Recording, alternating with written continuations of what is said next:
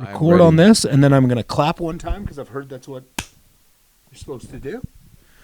And we will get started. Awesome to be here, Sterling. It has been a long time coming. We have been trying to do this for probably years at some point. Before. And I'm so happy. By the way, if you are ever a guest on this show, the accommodations are phenomenal. They provide you with coconut water, weed, and hugs. Oh, yes. And if there's anything that you would ever want before a podcast, is coconut water, weed, and hugs. Truth. And that is not even just the podcast. That's just coming to the moon in general for a comedy show. You get treated. What a great way to welcome me. So thank you for having me. I'm so happy to be here. Before you got here, I went onto Spotify and just looked the last time we chatted, and it was April 23rd, 2023. Holy. And a lot of shit has happened since then, Sterling. Creepers. And probably since then we've been trying to do this again at some point, but just so much has happened that even some of the exciting stuff is old. That's what I'm saying. And that's what I was struggling with, Sterling. Was like, there's so many things, like the reason,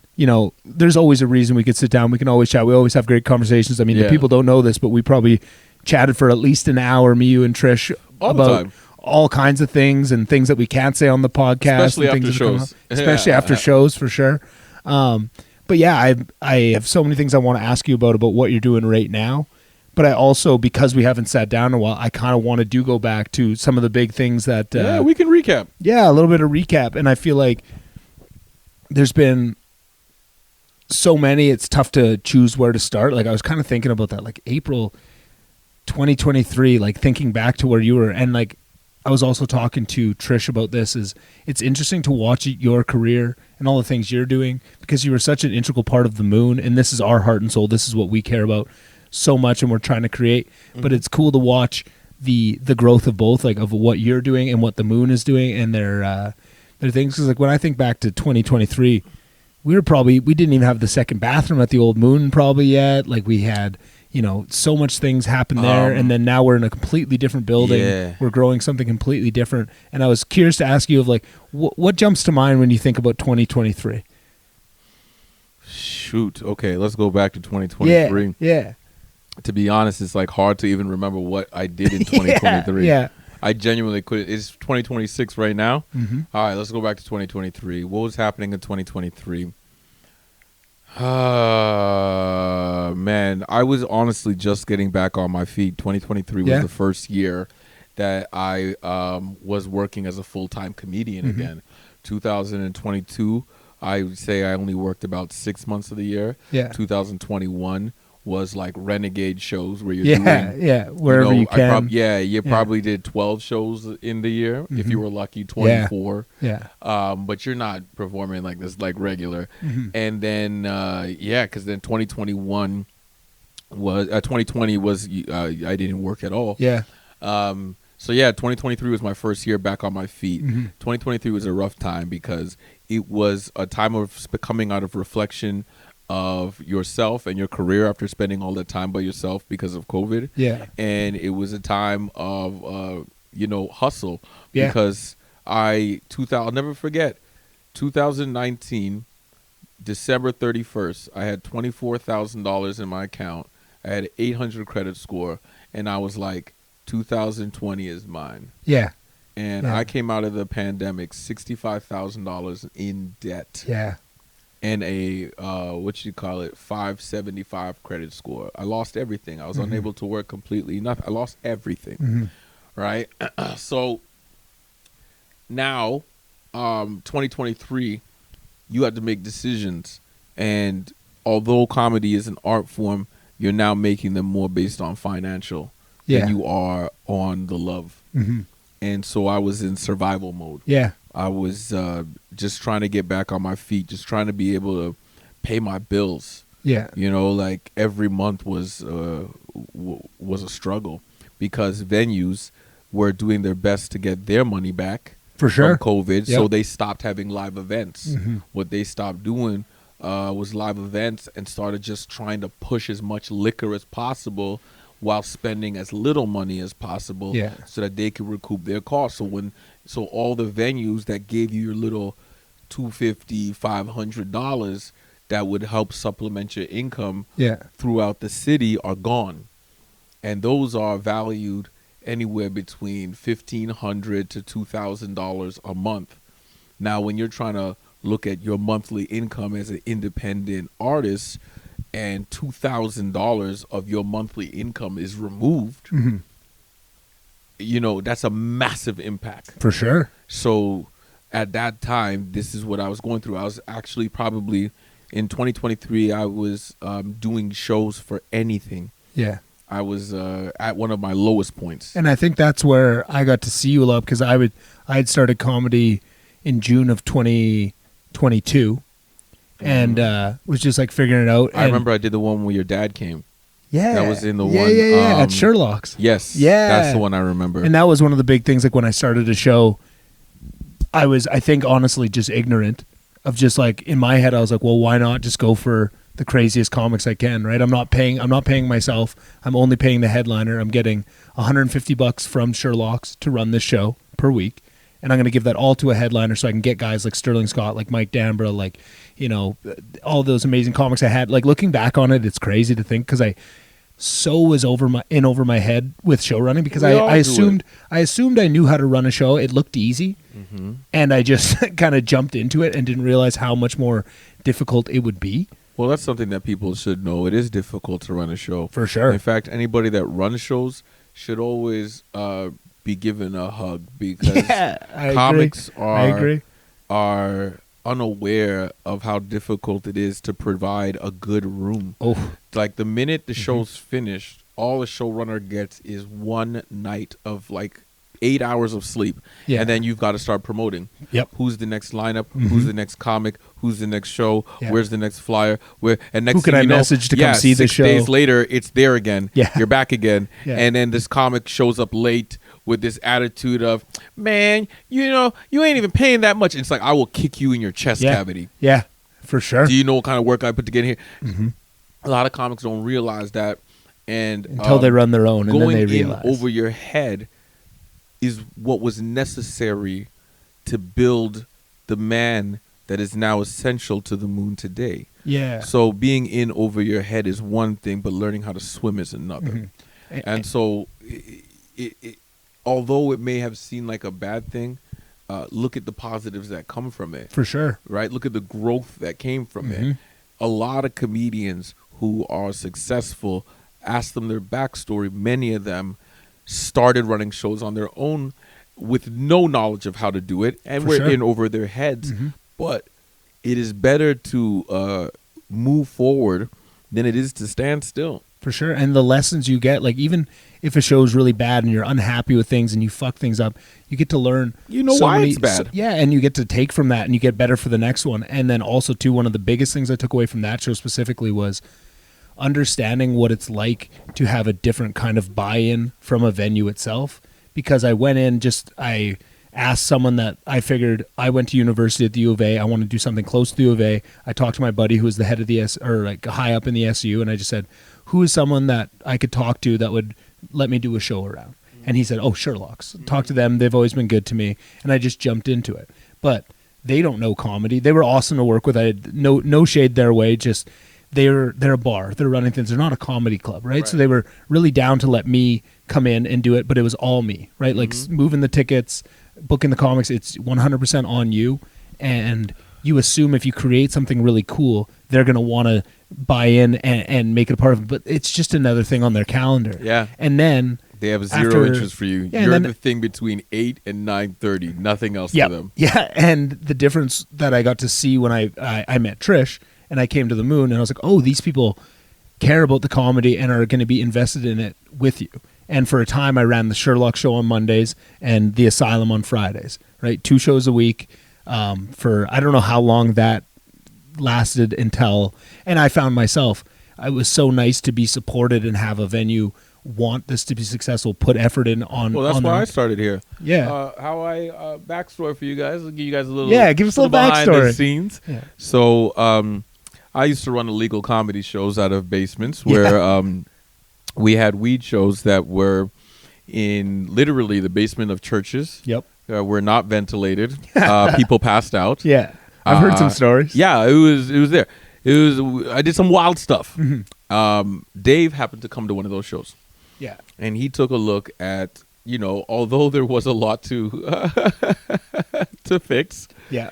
the overall was that the community. Yeah. It was a community. There was very fun loving. It was safe. There was no issues. It was just a vibe. Yeah. And he was like, I think we can do better. And he was right.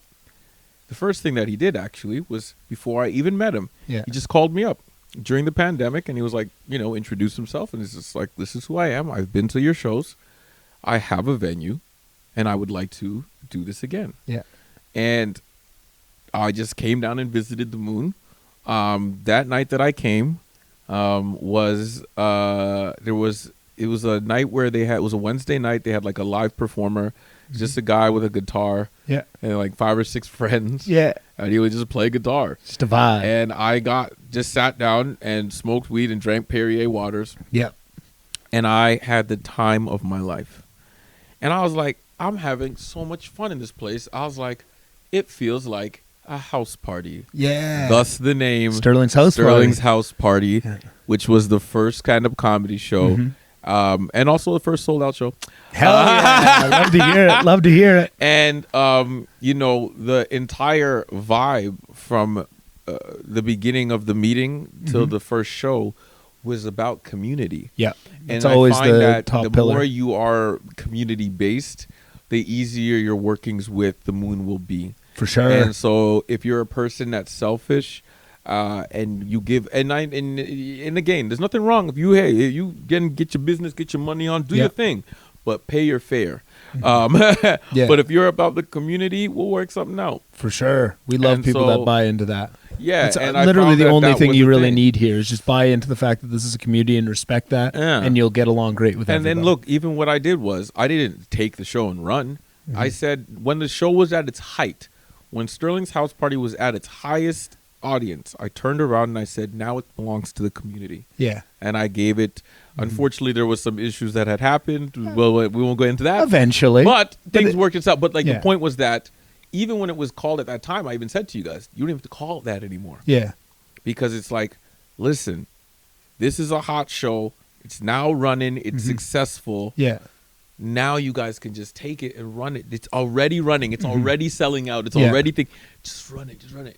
And now we have the Sunday show, Yeah. right? Yeah. And it's like, And that's like it's the a community show. There was iterations in between that too, because There was. when you handed off, like there was a time where it was still very, very successful and still very well attended and things, and it had a dip, and then it went had a back dip, up. and then when Trish got involved and started running it, it really, Yeah, really, it had its ebb and flow. of course, most shows do. But the point is that we have a community room. Mm-hmm. We have a room that when people say when other comics come in, they go, where does the comics go? Yeah. Where do they hang? What's the place? Mhm. We could say Sunday. Yeah, Sunday, Because come on hang out. Sunday, it doesn't matter what show you come from or what city Yeah. you come from. You can come here, light up a split, treated like and family. talk to a bunch of comics. Mhm. And it's like we finally have a space. Yeah, And it's like it anchors the community to something, because at least we know where to congregate. Mhm. You know how many times like you'll see me pop in when I'm in town and I'll just sneak into a show and sit in the back. this Sunday.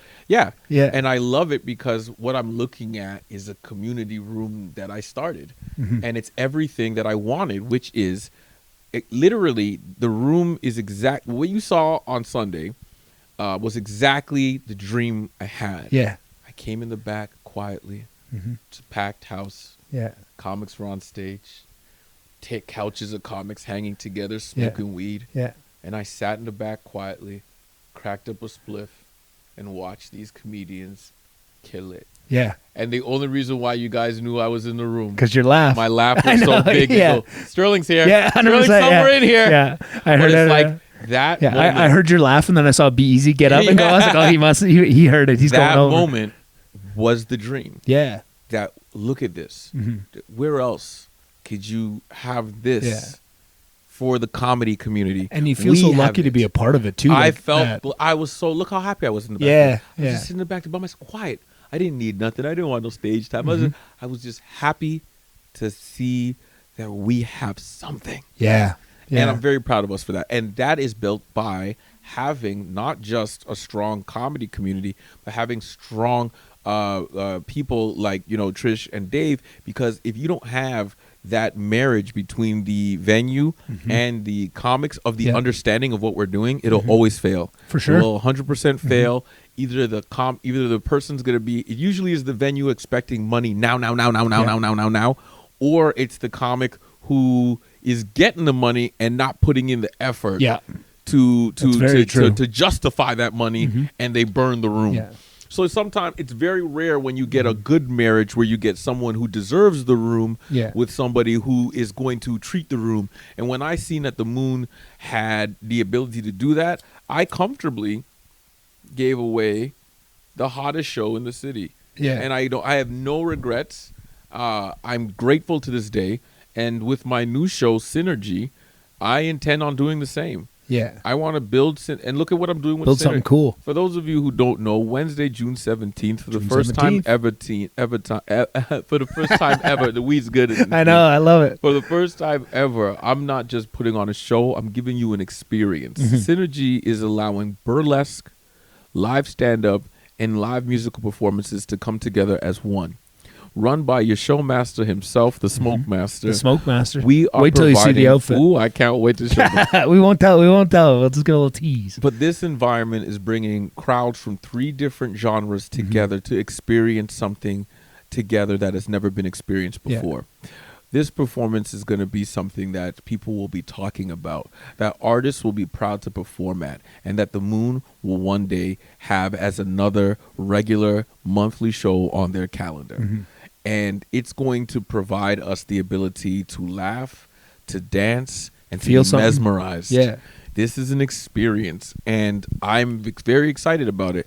And so, like, this show, it has, the live singer is Caleb Hart. This guy, I had him perform just as a drop-in to show off for a few people while I was on tour in Vancouver. And immediately, and he was just doing a 5-minute just showing off at a karaoke, and he immediately got booked from somebody else. That's how talented this guy is. He is literally, he's won Junos, he's been Grammy nominated, and he is a massive star, and he's going to be the first singer. Our burlesque dancer is the beautiful Keeks, and she is one of the, well-known burlesque dancers, one of the top tier ones in the city, like literally at the top tier. Yeah. So the fact that I got not only a Juno winning singer, Grammy nominated singer, then I'm getting one of their top tier burlesque dancers, and then the stand-up comic is Tesh, who has been my understudy and without a doubt has pushed his way to the ranks of now a certified headliner in my book, that he could headline any room. Just a phenomenal stand-up comedian. So bringing a stand-up crowd, a burlesque crowd, and a singing crowd. Caleb does reggae, soca, and R&B. And bringing those 3 crowds together to let them experience the umbrella, the rainbow, actually, I should say, of talent that this city has to provide to wake them up to the mesmerizing effects of the quality of talent that we have. It's time to start letting the city see that we don't need no Americans, no television shows to justify that we are the stars. And we're going to build that one show at a time right here in this city. I'm done asking. It's time to take. So going backwards to your original question of what was 2023 like, 2023, to summarize it, was a year that I realized that I had to make a decision as an artist to either be owned or to own.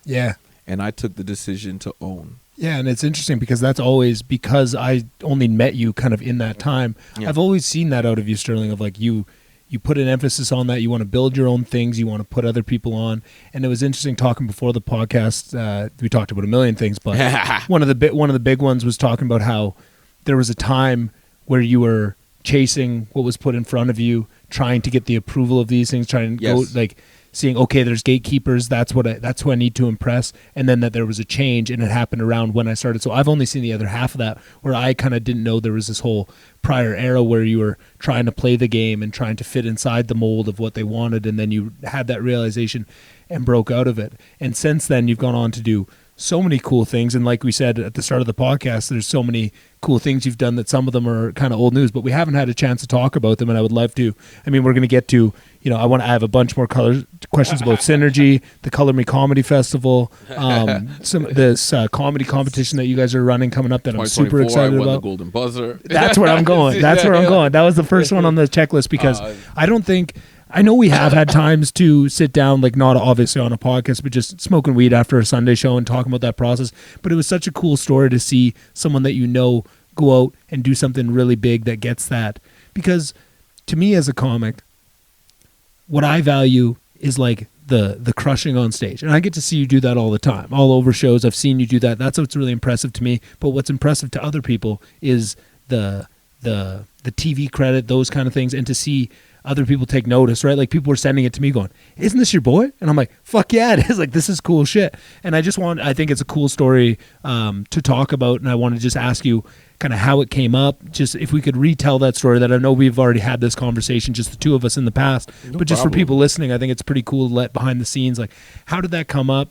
How long was like the run up to it? Were you nervous about it? Was it different than what you thought? Like, when did that first come on the radar that you might have a chance to go on Canada's Got Talent? Every year in my career, when January hits, there's a direction, and the direction is always, how do I make this year better than the previous year? Mm-hmm. So in 2024, which is when I did Canada's Got Talent, I was like, what can I do that can be big this year? Mm-hmm. And what I tackled was Canada's Got Talent. I was like, I think this will be the one. Mm-hmm. This is going to be what I'm going to attach to. I submitted, and the reason why I submitted is that I believed that, here's the thing, with stand-up comedy, and everyone, you guys should know this, with stand-up comedy, comedy is subjective as an art form. Regardless of how you may feel about your art, someone may think differently. So regardless of the fact that people may think I'm a good stand-up comedian, it doesn't mean who's watching that thinks the same. Right.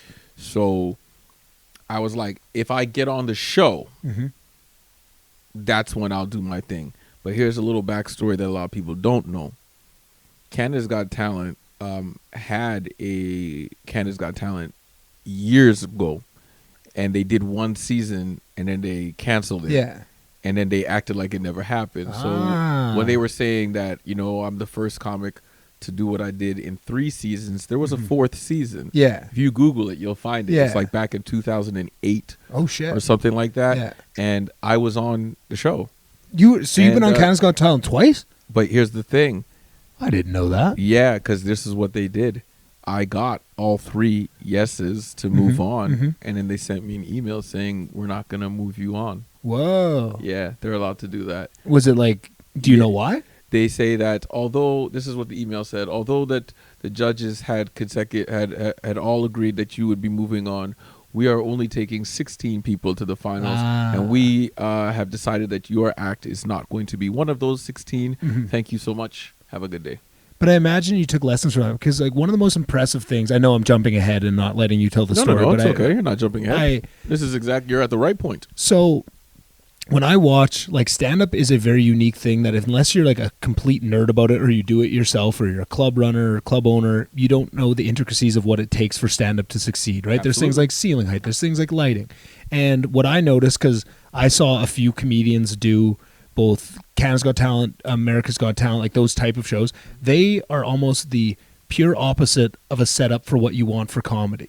Absolutely. It is not, it's not conducive to comedy. It's not conducive to comedy. And when I watched your Canada's Got Talent, when you got the golden buzzer, I could see, because I'm a dork, I could see decisions you were making to force that room into a comedy room, to make what you do, to use all the skills that you'd built up over, almost 20 years in the game at that point, to force that to work for you and for you to do what you wanted. And I realized that, but I didn't know you had done it before. Did you take lessons from that first run, even though they kiboshed it and you didn't get to move on what you had to do when Absolutely, you did get that opportunity? In fact, the first time that I did it, it's what taught me. Yeah. Because you see, by not giving away too much and probably trying to prevent myself from getting any trouble with it. Yeah. What I had learned was, one, you got to have a story. You have a backstory. Mm-hmm. Now, when I did it the first time, I was like, listen, because, okay, if anybody can remember, this is how funny because remember, these are reality shows, man. Mm-hmm. You need to have a story. Yep. Do you remember back in the day, the joke was, in order to be a comic on America's Got Talent, you had to be handicapped. Right. Because only handicapped people. Yeah. And they you have a story. It's every single handicapped person is on America's Got Talent. Got it. Right? They had some backstory. They had some difficulty. All right, perfect. We want you. All right. Okay. Makes good TV. It does. So when I did it in the old days, they were asking me questions, and I'd be like, "Listen, I'm a regular man. All I want to speak for me is my comedy. Nothing else. I don't want nothing else to represent me." Yeah. So I didn't give them no backstory. I was just like, believe in my comedy, and my comedy with just that got me all the way to the stage. It was at the Jubilee in Calgary, and you know who was with me? Who? Matt Alladine. Oh, yes, he was. He was on the same show as me. Kamal. Yes, he was. He was dressed doing the world's fattest man routine. He was right before me, and unfortunately, they didn't like his acts, so they gave him the 3 X's. I went next, and I got 3 S's, and they just didn't. They just said, no, you're not moving on. Yeah. After they just sent an email, be like, you're not moving on. So now, what did that teach me? Okay, what I learned was, 1, you got to have a backstory. Yeah. 2, you've got to be memorable. Yeah, you've got to not let the judges be the stars. Yeah, you have to be. I never watched the TV episode, but what I did when I had come out on stage for the night I won the Golden Buzzer is a tactic that I learned through hosting. I tell comics the best way to become a headliner is through hosting. Damn and straight. I want to show you guys how I did it. You told me that, actually, I know you're on something, but like you told me that so early on, and I took that like when I was one of our first conversations. You said, learn to host. And I took that really seriously, and I built shows specifically where you can host and you can host for a while. That's why those Friday shows put on. I host from 8 p.m. till 4 in the morning. If you look at exactly what I was doing, it's hosting. Yeah. What I did was, I understand that you have to do 3 parts to a joke. There's a beginning, middle, and end. There's a beginning, middle, and end to a performance. So if you actually watch, and I don't know where they cut or how they edit it, what I did was I overwhelmed him. Yeah. Because they go, when you come out, they put you at a dead stop if you listen. Yeah. They make you stand still. What's your name? What do you think? Yeah. Now do comedy. Yeah. That's a horrible way. Horrible. They're almost no worse. If I already know the questions they're going to ask, why wait? Yeah. As soon as I come out big. Come out big. Ladies and gentlemen, tonight's going to be amazing. Yeah. Thank you for... I didn't even let them talk. Yeah. Thank you for having me. My name is Sterling Scott. I'm here from Edmonton, Alberta. And tonight, who's ready to have a good time? And how he goes... Just keep going then. Yeah. Just keep going. I overwhelmed them with what you would do as a host. For sure. Which is when you're at a hot show and you come out with energy and you get them on your side, you control it. See, what they usually make you do is they make you believe that they're the ones with the power. Yeah. So you come out, what happens? They'll come out and they'll stand still. Hi, my name is Mark. I'm from Montreal. Yeah. I do stand-up comedy. Okay, go. You guys ever, think about, you look like a weirdo. Right? It's such a weird vibe for you and for the audience, too. So I said, host first, Sterling. So I hosted, and then when he goes, just keep going, and I heard him say, keep going, and then I just immediately go, I am so happy to be here tonight. And I go, now I'm the middle act. Yeah. So now when you're the middle act, right, I just finished being the host. Now the middle. What's the middle's job? Heat him up. So the first half, I took one joke. Less is more, comics. less is more. When you're facing a situation in which you do not have a large amount of time, do not try to sandwich in more jokes. Instead, take less jokes, typically 1 to maximum 3, and then of your best jokes, and put everything into that. So I took one joke that takes 2.5 minutes to tell, because they only give you 90 seconds. Yeah, stupid. Who can do comedy in 90 seconds? 90 seconds? That 3 minutes on the TV show, 90 seconds in your audition. Yeah, 3 minutes. From the minute you walk on stage, you have 3 minutes. That's crazy. Who does that? Exactly. That's you can do an crazy. entire song in 3 minutes. Yeah. As a stand-up, you just said hello. Yeah. Right? Yeah. So I already know you're set up to fail. So you have to understand that within the guidelines, it's designed for you to never win. It's designed that whenever you're put up against someone doing their best, your best will never meet it. Yeah. Someone singing their heart out for 3 minutes is always going to beat one joke from a comic in 3 minutes. Yep. We're just not going to get there. It's always set up for you to lose. So when I seen that, the goal was that I have to be remembered.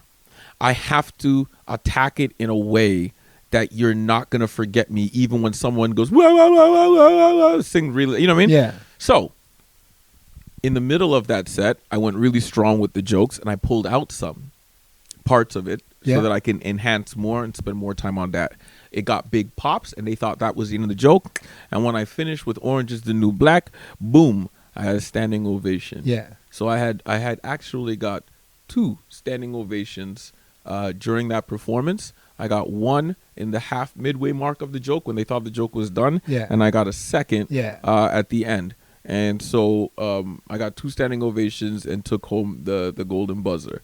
And that's how that went. How did that feel, Sterling? Because like you had done it before, you had taken lessons, you had talked about the interim time of like so many things that happened since that first time going on Canada Goes on Talent in like 2008. You've now been through all these things. You're cooking. The pandemic hits. It knocks you out, kind of takes you down to back to like that base, and you're building back up. You said 23 was hard. Now 2024, that was your big goal. You went after it. You applied for it. You got it. You didn't let all the things that could have impeded you stop you. You blew through those barriers, and you got that golden buzzer. What was that feeling like when you're standing up there? I think every comedian at some point in their career questions who they are. For sure. I've been in that lately, right? man. Who are you? Yeah. Right? And every comedian knows deep down how far they believe their talents can take them. Yeah. And there comes a point in time where it's like you have to prove it. And I feel like when I got that golden buzzer, when I finished that performance, when I delivered it, I said, I am him. Yeah. There's no question in my mind anymore. Am I a stadium-filling comedian? Caliber, quality? Yes, I am. Can I move crowds? Yes, I can. Yeah. Am I that guy? 100%. Because when the pressure was on and the camera's live, I delivered. Yeah. And not only did I delivered every single show. Every show, I got 2 standing ovations. Yeah. In fact, on the one that they make it look like I had a bad set, they edited it. I got 3 standing ovations on that one. Yeah. And the thing that only people who know me can understand, and this is why it's like if anybody thinks I'm lying, there's one thing about my character, and you'll even say it, you've seen me kill 1,000,000 times, right? You've never seen me fucking celebrate really hard. Yeah. On that second episode, I'm literally hand in the air. I had 3 standing ovations when dealing with a heckler, and they wouldn't remove the heckler. When you have a heckler, you're supposed to stop the show, remove the person, and then you go out and start your set. Yeah. I was watching, and I'm like, because this person was talking since I came out. Yeah. And I'm like, they're not doing anything about it, and I can see it. You're going to watch, and you'll see but they actually edit it because they start my set in the middle, then they move it to the beginning, then they just put it to the end. They jump it to 3 different places to make it seem like it's quiet.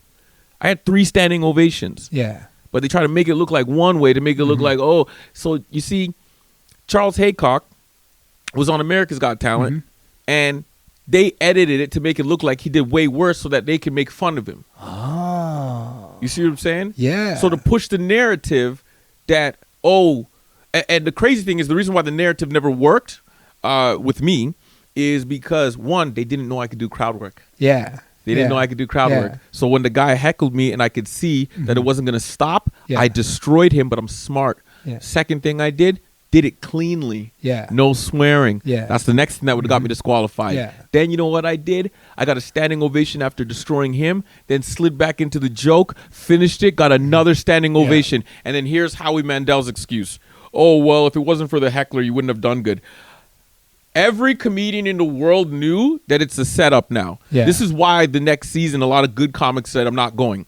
Because they realize you're being set up. Yeah. No comedian, for those of you guys wondering what we're talking about, in a television show, if a comedian is being heckled, okay, the heckler is interfering the show. You remove the heckler. You don't blame the comedian. Howie Mandel saw that a heckler during a live competition was interfering the show, saw that the comedian was waiting for the person to be removed, didn't remove it, on the spot, did a new set, took care of the heckler without being dirty, shut the heckler down, got a standing ovation, slid back into said material, finished it, and the joke was so good, it got another standing ovation, and instead of applauding that, he said that it was the only because of the heckler that you did good. Yeah. And every comic watching TV went, oh my God, it's a setup. Yeah. Everybody went that. They would, no, you don't say that. You don't say that. You can't. Yeah. You can't possibly say that.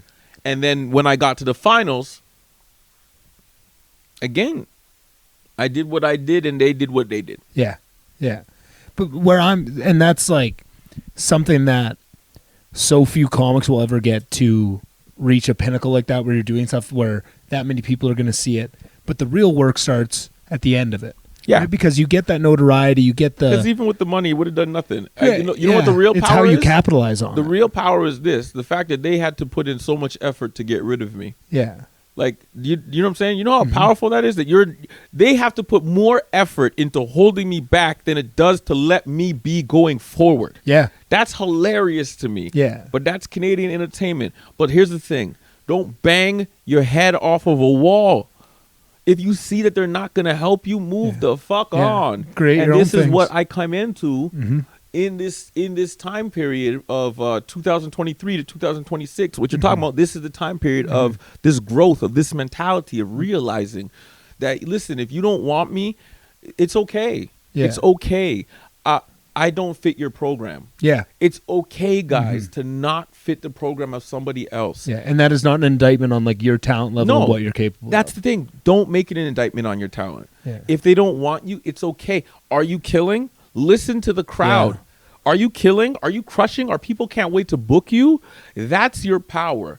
That's your leverage. Use that. Listen, I'm sick and tired of comics when they come talk to me because I'm very independent now. Yeah. And I do a lot of my own shit. And they're like, man, these people never book me. And it's like, okay, cool. Book a show where you just use 30 people. Just do a 30-person show. Just you and 30 people, okay? Then build that show up to 50. When you get to 150 people, every venue in the city will say, can we have you here? Yeah. Now, you don't have to listen to nobody. Now you have the power. Yeah. Now those people want to book you. Yeah. To get your 150. Okay? If you have all the power, right, that you should be utilizing, nothing anybody else has will matter. If you are an independent artist who is building your crowd through your talent, you're not relying on a viral video or some famous person to vouch for you. Yeah. You're relying on they're here for the art. Yeah. You become an unstoppable force. Undeniable. Because if you have 200 people, let's just say 200 people If you had 200 people in every major city, in every provincial city, that's what, 12 places. That's only what, 2,400 people. If you have 2,400 real fans, you can do a national tour. For sure. And at 200 people, you can get a theater. You're doing a theater tour with 2,400 fans. Yeah.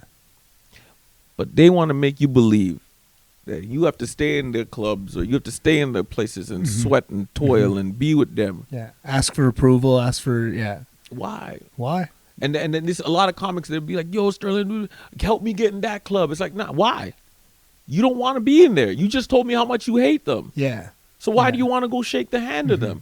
And it's build tough, your own. And it's tough because, like, we understand that of, like, building your own is the thing, but we also understand the realities of how it's set up and why people think that way, because the entire industry is set up to make you think you have to have these things. This is what you need. Okay. So it's hard to judge comics for not for no. And I'm going to be that. fair on that. I'm going to be fair on that because as a comic, you're supposed to perform everywhere, right? Get as much stage time as possible. Yep.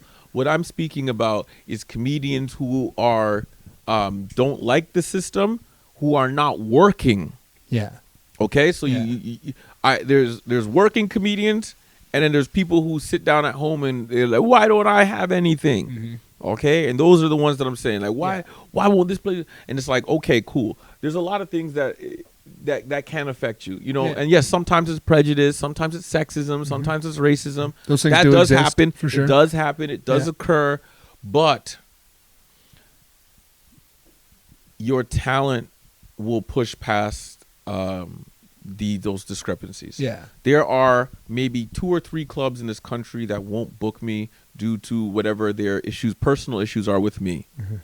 But I work so much across this country because of my talent. Yeah. So if you're a person telling me you're having issues and you're just not working at all, I call bullshit, because I'm like, your talent should have brought you somewhere. Yeah. Your talent should have given you something. You know what I'm saying? Like, you're telling me everywhere you go, at what point in time is it not your fault? Yeah, it's like the if you go all day and you run into nothing but assholes, maybe you're the asshole, right? Like it exactly. And this is what I'm trying to say. So it's like, I don't want people who, because like, and then there's comics who are like, listen, I don't know what to do. There's no blueprint for this, and there's none. And we talked about it earlier. How we can do this is because we fucked up before. Yeah. So, no, they don't have a blueprint that me and you have, because me and you went through different things. They went through different things. And on top of that, these places, these institutions are designed to protect and look after and foster the art. Unfortunately, sometimes, some places, I'm not saying all, there's amazing clubs. Hey, Ashley Soper at Yuck Yucks, mwah, I love you. She's an amazing person. That's just an example of me saying that I love a club, okay? Yeah, I don't want there you go. To be like Sterling is this fucking antichrist and I'm working in all these clubs across the country. Yeah. Okay, but let's give you an example of there's beautiful people. Unfortunately, you get bad people who are now have a position of power over comedians who need something from you.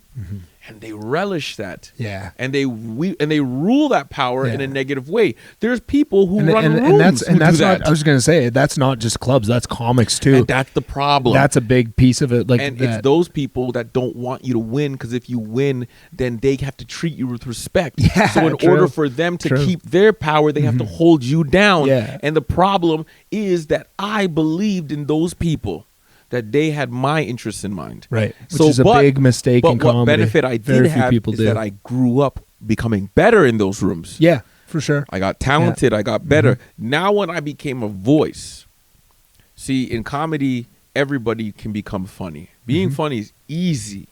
The scary part is when you have that power, and now what do you do with it? Which is exactly where I was going. That was my next question, and I have it written down. There's like, you do Canada's Got Talent, you get all these new eyeballs on you, but like what was important was the time leading up to that skill set you built to become who you are, and now you have these eyeballs. What was that thought process like, and what was the next thing you attacked? What was that next move that you made with that? The next move immediately was what I secured right after that was the Netflix is a Joke. I was the only Canadian that was invited to the Netflix Comedy Festival in 2024. That's what was my next thing after that. I still remember you sitting at the Moon one night. I think it was after a Sunday show in the green room smoking weed. I think it was just me, you, Dave, maybe a few other people. And enough people had left. It was still kind of, I don't think you were telling people at that point. And it just, as the night dwindled down to the people where you felt comfortable to share, and just like getting to celebrate that win with just like a few of the homies of like, holy fuck, you're going to the Netflix's joke festival? Like, that's huge shit. Yeah. It was a big deal. And many nights I was the only comic on the lineup that didn't have a Netflix special. Yeah. But every night I was the number one comedian. So much, it was so funny. Like there was like this kind of like cool, geeky moment. If I ever get to meet him again, I'll laugh with him about this. Yeah. But we're in the Netflix party, and there's a lot of comedians that have come to Alberta and performed at Edmonton, and that are celebrities. Yeah. And if a lot of them have run into me, like either I've been on your show or whatever. So it was David Nehill, he's an Irish comic, Jay Farrow, and somebody else. I can't remember the moment. Okay, and I know these people. I know them personally. Okay, so I walk into the Netflix party, and we're all walking in kind of at the same time. Yeah. So David, Jay Farrow, me, all see each other at the same time. Also in that group, walking in the same time, was Mark Normand. Yeah. So I'm walking, and David and Jay respond to me really enthusiastically. They're like, Sterling, oh my God, what's going on? So we're hugging and shaking hands, and Mark Normand's on the outside like, hey, I'm Mark Normand. Hi, nice to meet you, Mark. And he's waiting to shake hands. Yeah. And all of us are like, and he's like, who's this guy? Everyone's celebrating him. I'm Mark Normand, and nobody cares that I'm here. And we start laughing really hard because it was like, it's like you're a celebrity, but it's like these are my friends. Yeah.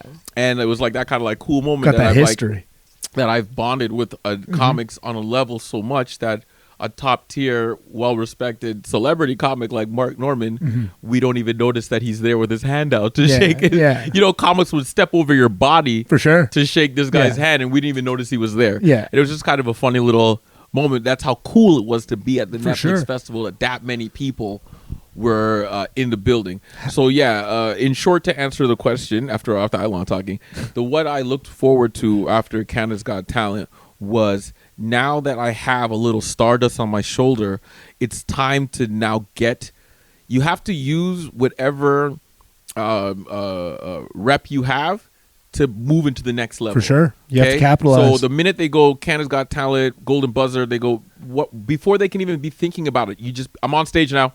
Now, okay, fine, I'll watch. Yeah. And that's what was a Netflix festival. And then from that's how I got to, I didn't get picked, but that's from the Netflix festival. I did so well. That's how I was one of the people that were asked to then come back to audition for the Netflix 8, when they choose 8 comics to do the specials. Yeah. I was one of the people that were auditioning for it. I didn't get it, but the fact that I got asked back was just simply because every showcase I was on, I was number one. Yeah. And we're talking big stars names, are on my shows, one after the other. I'm beating ass. Yeah. And everybody's like, who is this guy? Yeah. Who's this Canadian fucker? Yeah. At one point, this is a true story. I'm at the Netflix party, and this guy's in front of me, and he's taking long to order because he wants to get tequila. Finally, the tequila he chooses is the shitty tequila. Yeah. And I'm behind him, and I go, you held up the line that long only to fuck up with that order? And he goes, excuse me? I go, if you're going to order tequila, go over there, you get that one over there. Yeah. Right? And then he's like, I ordered that tequila, and I go, I ordered that tequila, and I go, now try it. And he goes, oh, it is superior. Yeah. He was ordering straight the tequila that you use to make martinis. Yeah. And I was like, no, if you're going to drink straight, you got to get your anejo over there, stupid. Yeah. And treat yourself. He's like, who are you? Now, at this exact time, I'm hanging out with the head of Live Nations from Germany. Okay? That's who I'm talking to. My people. Now, the person that I'm talking to, I do not know who this guy is. Yeah. So, I'm being typical Sterling, silly asshole. Yeah. So, I start teasing him. Yeah. And I go, how you got this much money? And by the way, I know you got money. I can smell it on you. and you're buying tequila that trashy. You look like you own a few people. And he starts laughing, and he looks at the guy that I'm with, and he goes, who is he? Yeah. And now I'm concerned because I go, wait a minute. You guys know each other? Yeah, he knows him. Yeah. And then the German guy is looking at me like, and I'm like, I don't know, I'm being sterling. Yeah. I continue on. The guy goes to me, what tour are you on? I go, yeah, I'm just doing the Netflix as a joke. I just finished winning the Golden Buzzer at Canada's Got Talent. Yeah. You know what I mean? Feeling yourself? Yeah. Feeling yourself? Feeling myself. Course, and he goes, as you should. He's like, oh, man, that's so good. I own Live Nation. I go, what do you mean own Classic. it? And the German guy's looking at me like, yeah. He's giving like, you a little nod. He's like, well, I just did Chris Rock, Kevin Hart, Drake. Those are the tours that I just finished doing. It's good to meet you, though. And then he looks at the guy from Germany. And he goes, send him my stuff. Send me his stuff. Yeah. And that's how I was the first Black Canadian in the history of Canadian comedy to get the first ever Live Nation Canadian tour. That's sick. So I went from Canada's Got Talent, Golden Buzzer, Netflix Festival, first comic in the history to get a Live Nation tour. Damn. All 2024. And you're and we're only we're only 2024. We're in but you see what I was doing 2026. is everything For sure. was just a stepping stone to the next thing. Yeah, and then you capitalize on that, and you find that next thing, and you grow. Yeah, and and make then the from next there, thing. I use that to then to negotiate to get tours and independent deals. And in 2025, the goal was independent shows, like getting in front of people and getting door deals instead of taking these crap deals and showing them that these people are really here for me. And then 2026's goal was a national tour. It was so successful, I'm already into 2027's goals, which is I have national tour and then shows in America, which I already started doing already. I have the tours happening. I just did Laughs Unlimited in Sacramento with the Good Days, Better Nights tour. So I'm already ahead of schedule. Nice. And then the next thing for 2020, so 2027's goal is a theater tour across Canada and a club tour across America. 2029, theaters in both Canada, America, UK, and Africa. And then 2030. You're going to Africa, Sterling? Yeah, you got to listen, Africa's the new future, man. I'm telling you, within the next 50 years. You don't hear a lot of comics going to Africa for shows. That'd be cool as shit. And then after that, I mean, it's all super tour. cool, but there's just another cool thing on top. Yeah, of all it's about expanding. Yeah. It's growth. And again, I realize, and here's the thing, there's some comics who may be where the industry loves you and they're giving you everything. Take it. Yeah. Take it. For sure. Don't sit here trying to say like I'm anti you. Good luck. I wish you everything. I'm speaking from a perspective of they just don't like me. Yeah. Okay? And when I say they, it's okay. Pay attention to every comic you see that they like. They speak, say, and do everything that whoever produced it wants. Like there's nobody who's against. Everybody's always speaking one way. You know what I'm saying? Of course. It's like everybody is, and I hate to say this word because I don't want anybody to think that I'm either side, because I'm not. But like everybody pretty much is from a liberal perspective, right? And if there's anybody who's anti and says against, you'll never see their comedy. Nope. Even if it's funny, you'll never. It's just because it's contradictory. Unless they do it independently. Independently is the only way to go if you don't have if you're not going to match what they're looking for. And so and they have all rights. It's their platforms. Yep. It's their house, their rules. Yep. So God bless them. I'm not saying anything against them. Yeah. Do it the way they have their guidelines. That I will never be selected because I don't do it that way. Yeah. And yet I've seen I'm one of the most successful comedians, not only in the province, the entire country. Yeah. So the message that I'm saying is, if you're not getting what you believe you deserve through the regular channels, I want you to know there's hope. Yeah. That you can walk off the beaten path and make your own way and still survive. And thrive. And thrive. Like I'm not living, check to check and shit like that. I'm doing okay. I'm doing fine. In fact, like it's more rewarding when you go to a show and the crowd is there for you. Yeah. Like they actually know you. You know what I'm saying? A lot of times when we show up to club shows, the club just put up a flyer, get out tickets, you show up, they don't know you, you don't know them. when you go to a show and people are wearing your jerseys, wearing your shirts, Yeah. wearing your hats, cheering your name. That's some cool ass shit. Exactly. That's what I'm chasing an one day. artist. You're being an artist. And this is what I found joy in, the art. Yeah. You see, there's a saying, when money walks in the room, God walks out. I'm not a religious person, but what I will say is this, in context as an artist, you want to kill art, pay for it. Monetize it.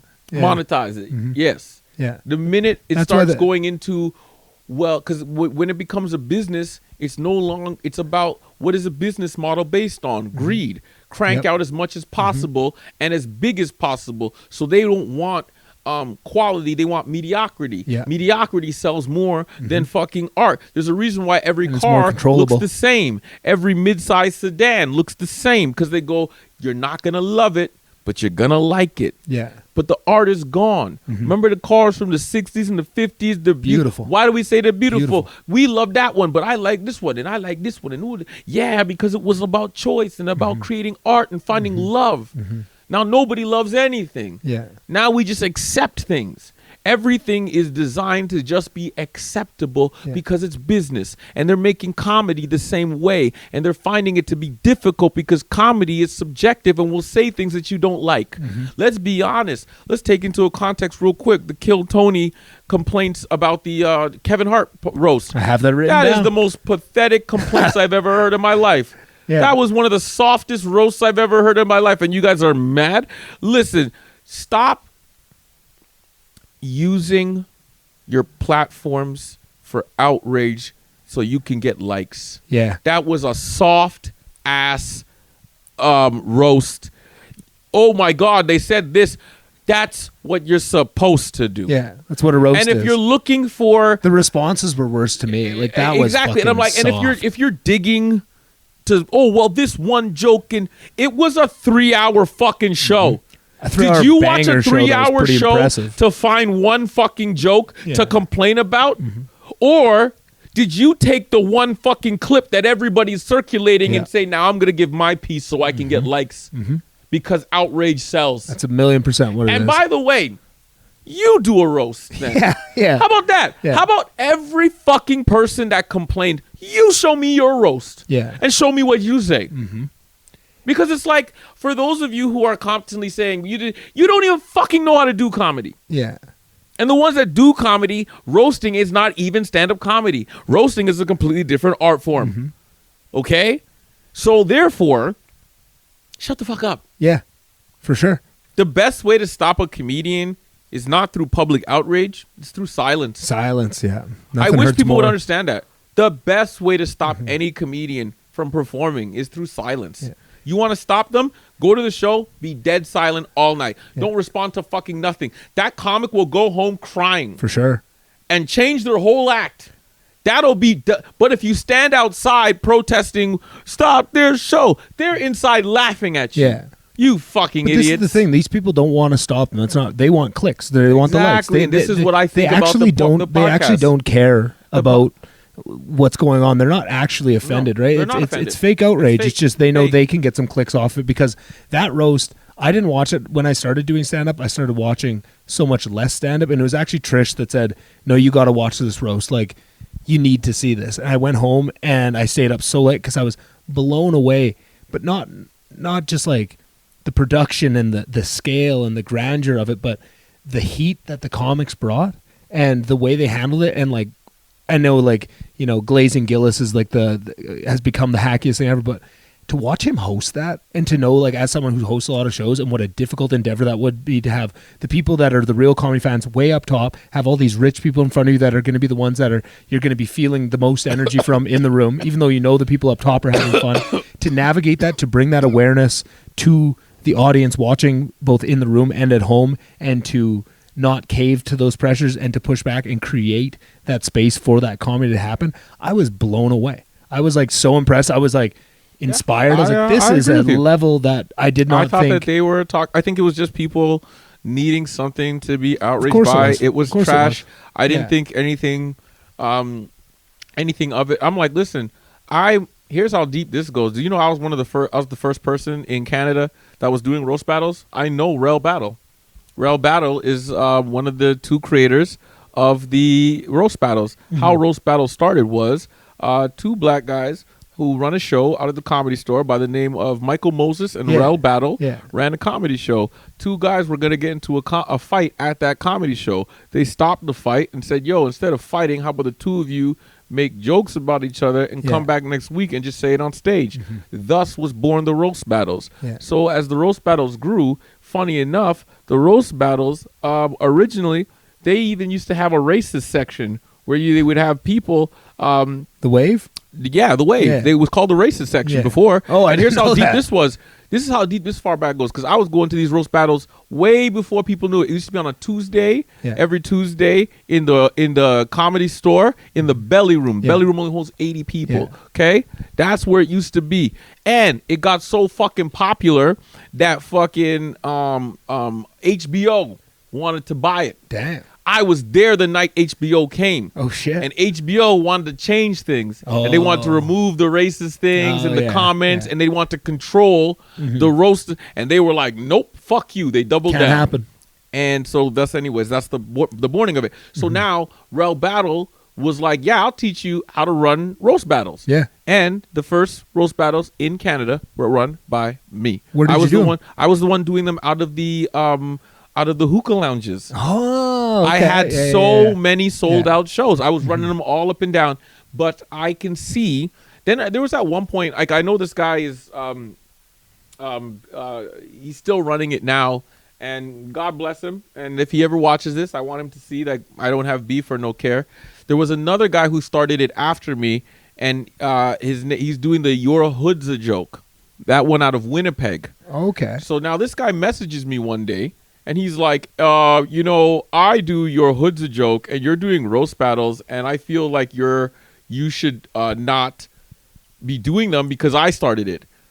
And I lost it on him. Yeah. I went off crazy on, because I'm like, yo, fuck you and the click you claim. First off, the guy who invented this motherfucking thing is the one that taught me. Who the fuck taught you? Also, I've been doing roast battles. I went off on him. Yeah. And here's the thing. He's still doing them. Good for him. I don't even know who it is that does it, right? But the person is still doing it, because I still see Your Hood's a Joke. Good for them. I saw roast battles would be nothing more than a fad, because there's no point in a stand-up comedian's career to waste 3 months writing jokes that are not going to be able to use on stage. And they're hard to use for a hard one style night. to write for. Yeah, so you use it for one night and it's over, and you made what? It's a waste of time. Yeah. Right? But like for this guy, I know whoever this guy is, that's all he has. So you can have it. And I'm so happy for you. I'm so happy for you. Yeah. I'm glad that you have it. And good for you, man. Your Hood's a Joke. Whoever you are, good for you, man. I'm happy for you, dog. And I mean that genuinely. Because like we were fighting about it. Because my anger was that how dare you, who I know didn't talk to Michael Moses or Rel Battle, come to the guy who was given the blueprint from the actual fucking guy. Yeah, like nobody owns anything in comedy, but if anyone has a somewhat of a claim. Exactly, I'm the guy. Yeah. Right? Like, I'm the guy. Like, I literally had Rel Battle come here. Yeah. Like, how dare you try to even fucking talk to me about this? Did you even know the names of the guys that run it before you fucking stole the idea? Yeah. Before you want to come call me? So I got mad at that. And I realized that throughout comedy, anger requires energy. And I don't want to put energy into something that is that stupid. Yeah. And I let that energy go. And you look put your how energy far, into loving spaces that help. And it's like, motherfucker, look at my career. My career, the name Sterling Scott is bigger than Your Hood's a Joke. You get what I'm saying? Yeah. So it's like, if I had sat there fighting with this guy over this stupidness, where would it have taken us? Let it occupy your mind space. Right. So comics, understand, throughout your career, you're going to run into these things with rooms, with mics, with clubs, with agents. Yo, let that shit go. Nobody knows about it. It's not that big of a deal. Yeah. It's not worth the energy. Let it go, man. Find healthier places to put that energy. Yeah, put your energy into writing. Put your energy into building. You are an artist. Create. Just keep creating. Let your light shine, and those that follow that light will come to you. Yeah. Do not sit in rooms where you are not welcome and then be confused why you're not moving forward. this world is very difficult. And this comedy game is extremely hard because you're navigating through people, personalities, businesses, art, your own mental health issues, fucking bus schedules. Yeah. God knows what else you have to fight. Babysitting. Please, let's not put more on our plate. 100%. So, like, I say this in You're speaking like honesty. the motto of the moon. Well, I mean, because I'm speaking from a model of being out there and realizing that if you want to be successful, you first have to let go in order to receive. Yeah. And that thing that you must let go of is the malice and hatred jealousy. that you and jealousy and gossip and you know, vengeance that you have for your other comedian. Yeah. Let that shit go, man. Yeah. Let it go. I'm telling you, that weight you're holding, it's too much. Let it go. Yeah, comedy is a brotherhood and a sisterhood, right? If you're bold enough, if you actively choose every day to make this your livelihood and to go through all those things you just said about, like, all the difficulties that we should all have each other's backs. We should all support each other, right? It's hard not to because of the things like jealousy and, you know, the what do you call it? Not the victim mindset, the scarcity mindset that exists in comedy. It's very difficult to navigate. We can't control the minds. Yeah. That are coming in, and so you don't know what kind of trauma they've been through, for sure, or what they're going to bring to the table. So just en masse being kind and nice is a much better and a much more fruitful. Thank you. Like I was telling somebody today, because like some people may believe that the way I am, I'm a positive person, and some people may believe that positivity is not genuine, and I'm like, maybe because I do mushrooms, but someone will understand this. Yeah. Yo, being nice or being bad is a choice. For sure. It's just a choice. You literally have in your mind like the pick your own adventure. Yeah. And I just pick nice. Yeah. Because it's like, why? And how's that working out for you, Sterling? Exactly. It's great. And so it's like, why? Like, and then people will get like mad sometimes because they're like, that's not what that can't be you. But that's insecurity. I wouldn't pick that. I wouldn't pick this. Yeah. This is what I would do. Why would anybody just do this for no reason?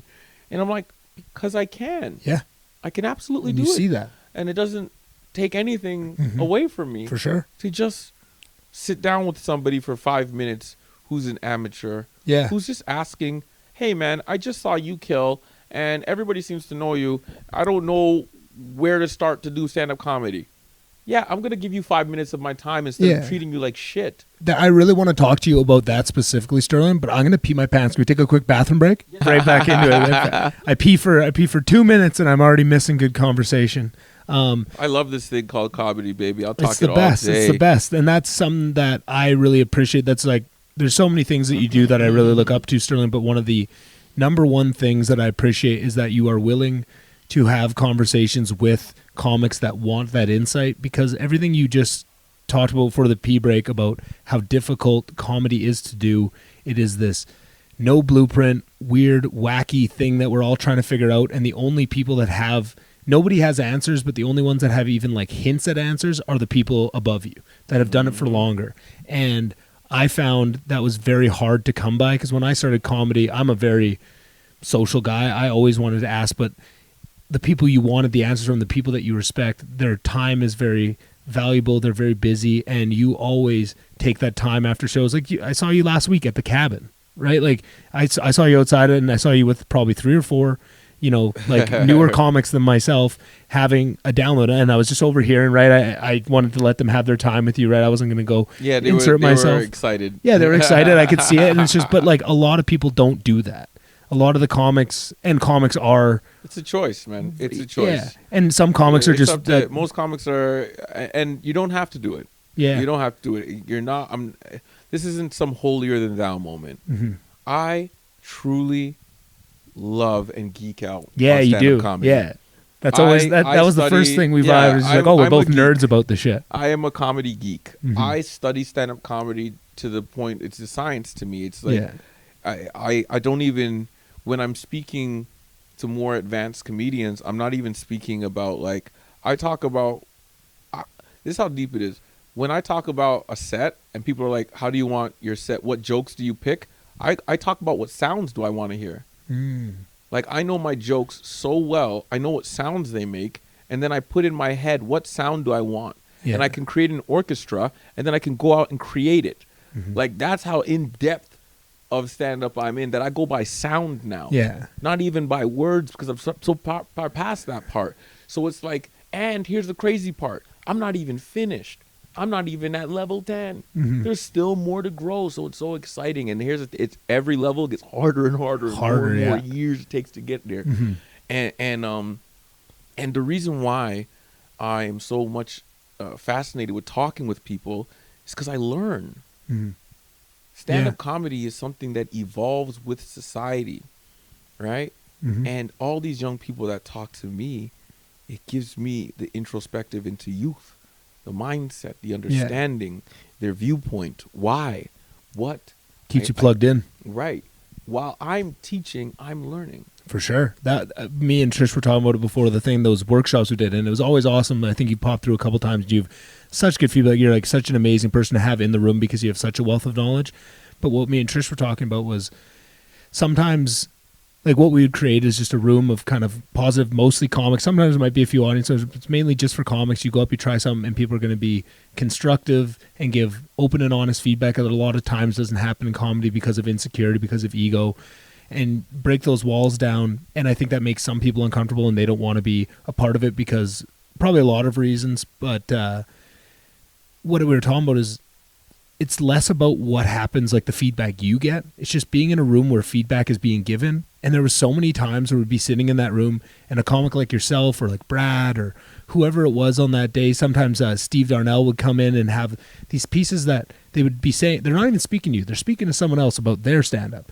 And you go, holy shit, I've never even thought of that before. I've never looked at, because there's so many different ways you can approach comedy that if you open yourself up to other people's insights, it can completely change the way you look at it or illuminate this entire area that you've never even considered. An open mind is the fertile grounds for comedy. And if you close off your mind, you just become that comic who sounds like the old man shaking his fist on the lion. Yeah. Well, why in my day? That's all you become.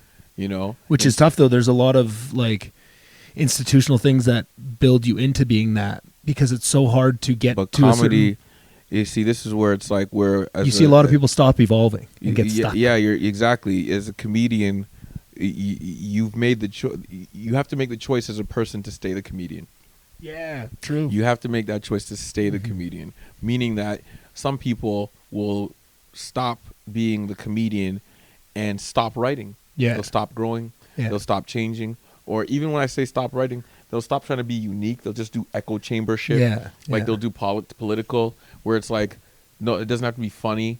It just has to be everyone's gonna want to listen to it because it's I hate the same people. Yeah, and it's just like, how boring is that now? Where it's just like, oh, I hate a liberal comics, and then so now people come out to their shows because they're like, I also hate liberals. Yeah. It's like, what happened to comedy? Yeah.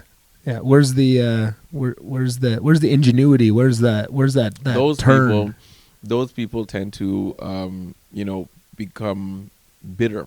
Yeah, you do see that because what happens is they're not growing, and the times are passing them. And when the times pass you, one day you wake up and you're like, how many genders are there? Yeah. And then that's your bit for the next fucking 10 years because you can't write anything new. True.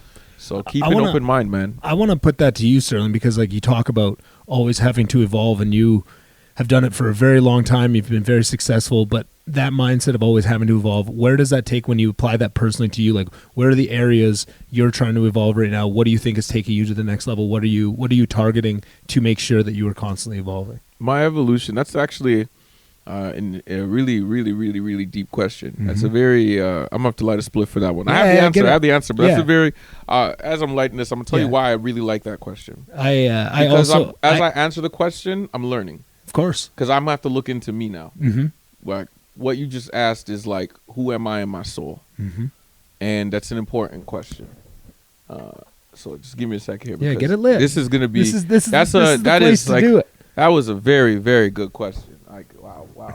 Thank you, Sterling. I appreciate it. Who am I? And it's funny asking that because as you light your spliff, I'll tell you why I came to that question, because I have guesses of just like, as a fan of yours, as a fellow comic, I watch and I always have like an idea of what I would like to see out of comics, and like things approach it when you do certain things on stage. Like, oh, I really like when you go into that. Like me and Trish have had conversations about every comic about yourself of like things we'd like to see. And I'm curious how much that lines up with when you look inside and you see it, because obviously when you watch someone on stage, it's a very intimate thing. You get to learn a lot about someone by watching them do stand-up, about where they're willing to go, where they're not willing to go, what kind of scares them, and you can get somewhat of an insight, but you never know completely what someone's going through or what is happening inside their mind. That is a sacred space that unless someone is willing to answer a question like that, you never get to truly see inside. So I want to hear what you have to say, but then I have, I'll tell you after what I thought I might hear. All right. Okay, so there might be some gaps because I'm going to speak. This is speaking from heart and mind, so it's going to be. Let it fly. You have all the time in the world, all the space. I might have to give backstory to some parts to understand. If comedy had 10 levels, okay, each level signifying a different moment of the career. 1 being open micer, 10 being legendary, stadium filling, stand-up celebrity comic. I could say your name and a child who wasn't even alive when you were doing your career will know your name. Yeah. Okay? That level of fame.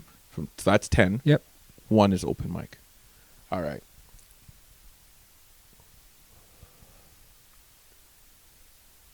The jump from 8 to 10 is massive. Level 8 is you have the power.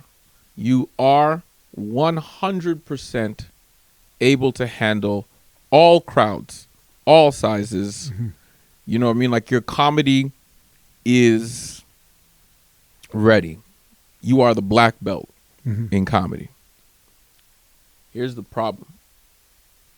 When you have that power, what do you want to say now? Yeah. Because now you could be funny. We know you're funny. You're absolutely funny. You are destructive funny. Yeah. But now you have to have substance. Now you can't just be funny. This is where a lot of comics teeter off. Because you could be funny here and they'll love you, right? But you have to have substance. If you don't have substance, meaning that there has to be more than just laughs per minute. Yeah. Now it has to be lessons per laugh. Yeah. So if you're not letting them walk away with something, then you're going to stay at level 8. Yeah, or vulnerability too. It Very doesn't much have to be lessons. vulnerability is about lessons, though. Yeah, because for sure. what it allows a person to do is to see themselves in you through your own vulnerability. Yeah. So at level 8, you have the power and ability to be the star, to have the voice. You know your voice. You have the power. You are undeniable. But what are you saying that's unique? Yeah. See, in stand-up comedy, as in any art form, and this is important for anybody listening, I hope, if anything, I want you guys to listen, is this. If you want to grow in the art, you don't take from it, you give to it. In order to receive in this art form, you first have to master it, then find something that you can give to it that becomes an archetype that it never had before. You get what I'm saying? Yeah. If I go, what's the deal with airplanes? Who's the comedian who did that? Seinfeld. Okay, you see? Yeah. He understood stand-up so much, mastered it, then created his own archetype. Yeah. Okay? Mark Norman's doing that right now. Different archetype. In order to become legendary, okay, you have to be able to give something to the art that then becomes a staple of the art. Yeah. When you hear of the one-liners, no comedian can ever get what what's his name? Hedberg? Mitch Hedberg can never have, because Mitch Hedberg started it. Yeah. Do you see what I'm saying? Yeah, for sure. He understood comedy, then gave it something. Yeah. Right? Richard Pryor. You can never say black people are like this and white people are like that, or any colors like this, or anybody's like this. Yeah. Richard Pryor stood comedy and then gave you that. Do you see what I'm saying? For sure. So at level 8, once you've mastered comedy, now what are you giving back to it?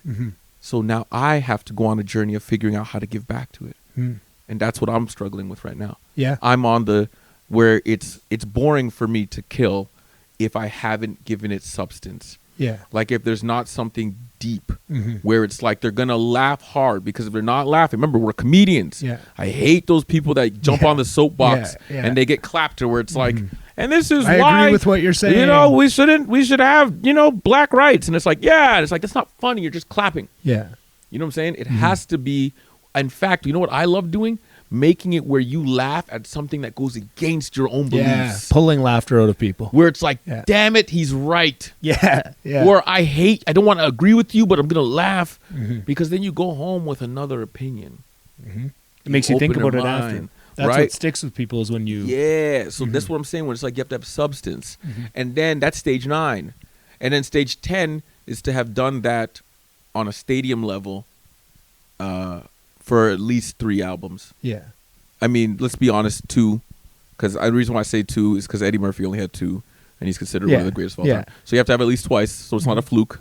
But that gives you, that's legendary status. When you think about any GOAT that they talk about, when you talk about like who was breaking down societal commentary in their material, that's George Carlin, right? No matter who you are, if you start breaking down society, you are doing George Carlin. Yeah. Okay? You know, he's the guy that took the risks for us to be able to swear. Yeah. You see what I'm saying? So it's like he gave that. We could swear because another guy gave that.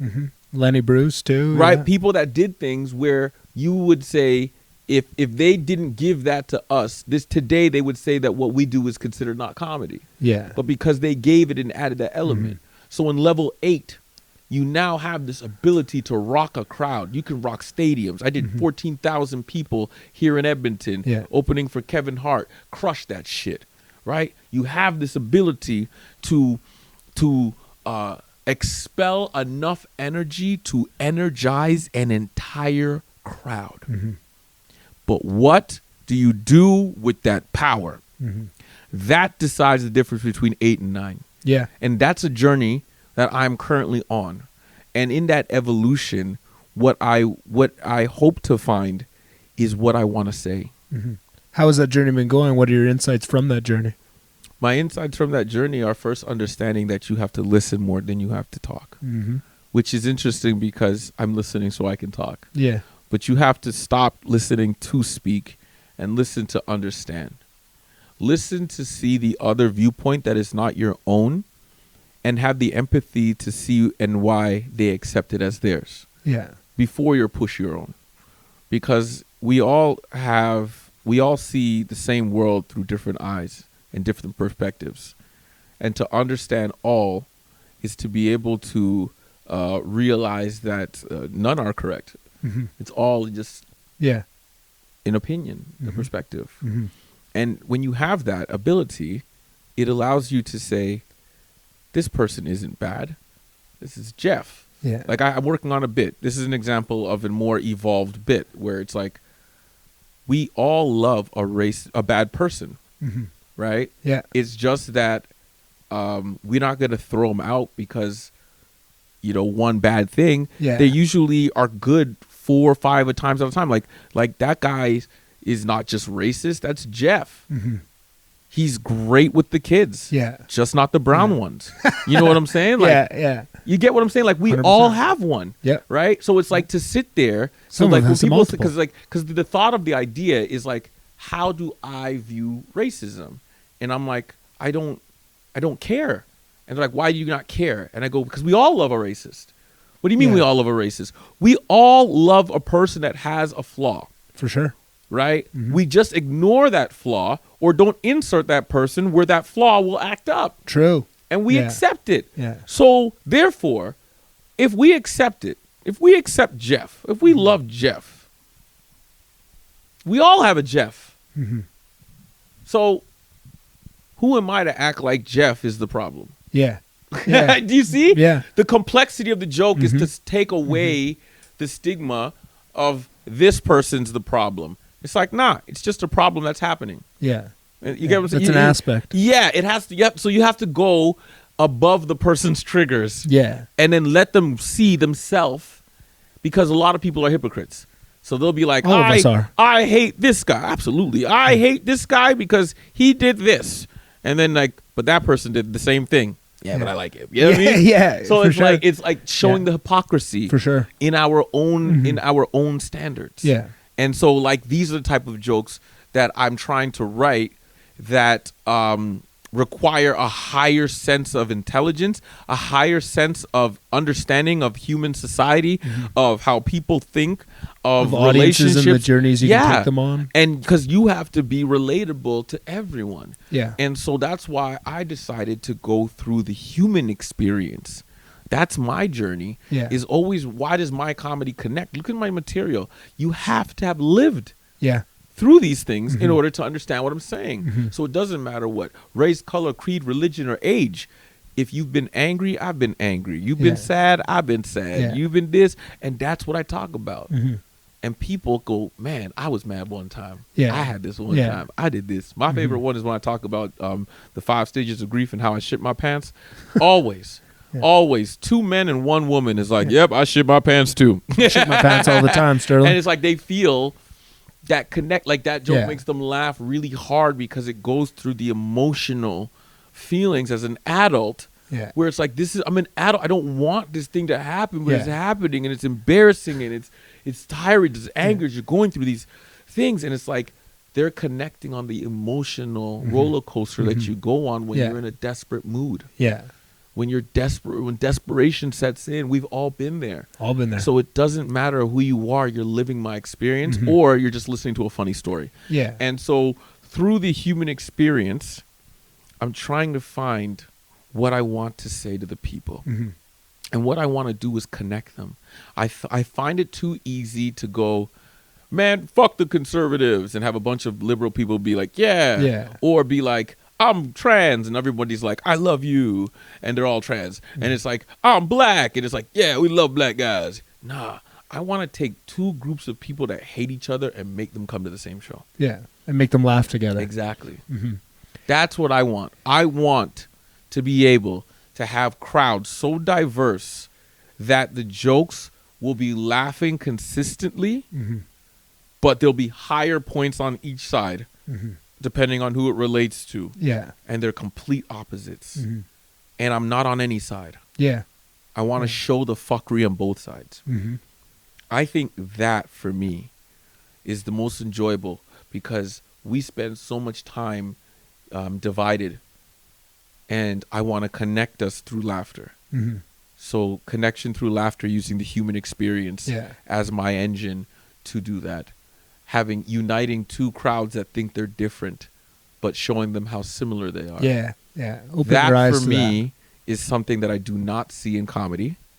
That if I was to be able to provide a performance that 2 different groups would come together that hate each other and laugh linearly, and the jokes are both sides hitting, I think I would have been the first comedian to have done that.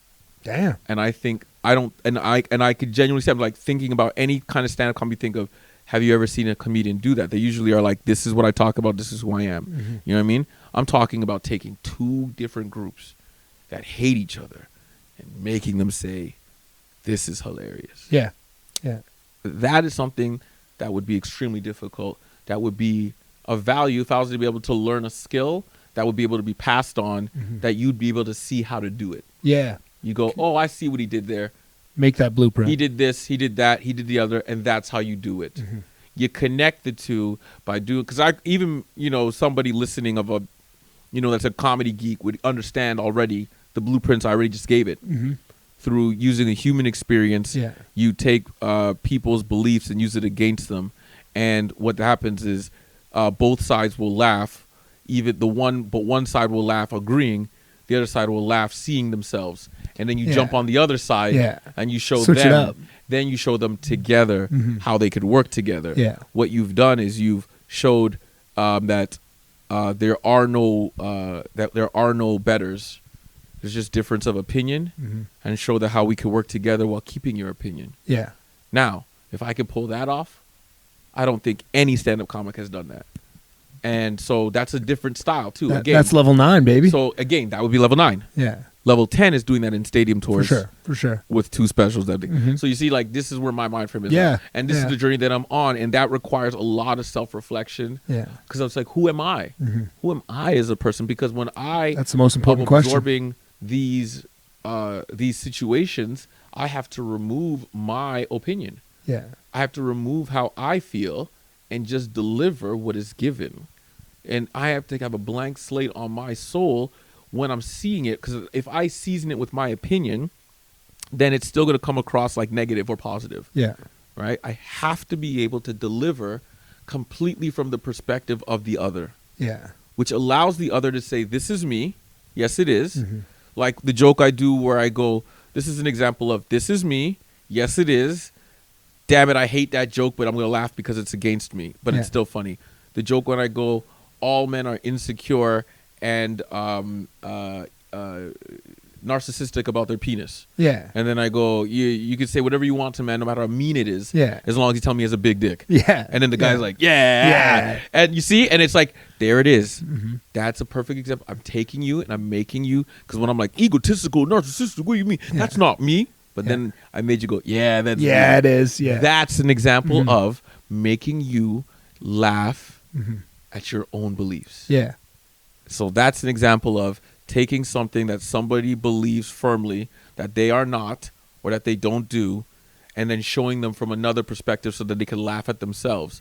So women laugh at that joke really hard because they go, ha, and the guys go, you got me. Yeah. And now you switch it over to the women, and then now you unite them. Yeah. That's like doing it with a group, right? You can do that with a race, culture, a thing. Yep. It's showing them that we're not so different. That we're all pretty stupid. Yeah. And that none of us really know what the fuck we're doing. We're all just and that figuring we're it all out. just trying our best. And that's kind of the message that, I mean, to be honest, this is why. You see what I'm saying? What I just said right there is literally the blueprint now. Yeah. Remember I told you why I said I want to smoke this spliff, because I'm going to be learning as I talk. For sure. Like what just happened right there. And I'm going to tell you right now, I'm going to be watching this podcast Yeah, myself, at the grab the notebook and read. Yeah. The blueprint. But here's the thing about me. When I'm in the moment and I'm speaking, I speak from the brain and the heart. Yeah. I don't remember nothing. Yeah, I know. We've had plenty of these conversations after that. I know nothing that I've said.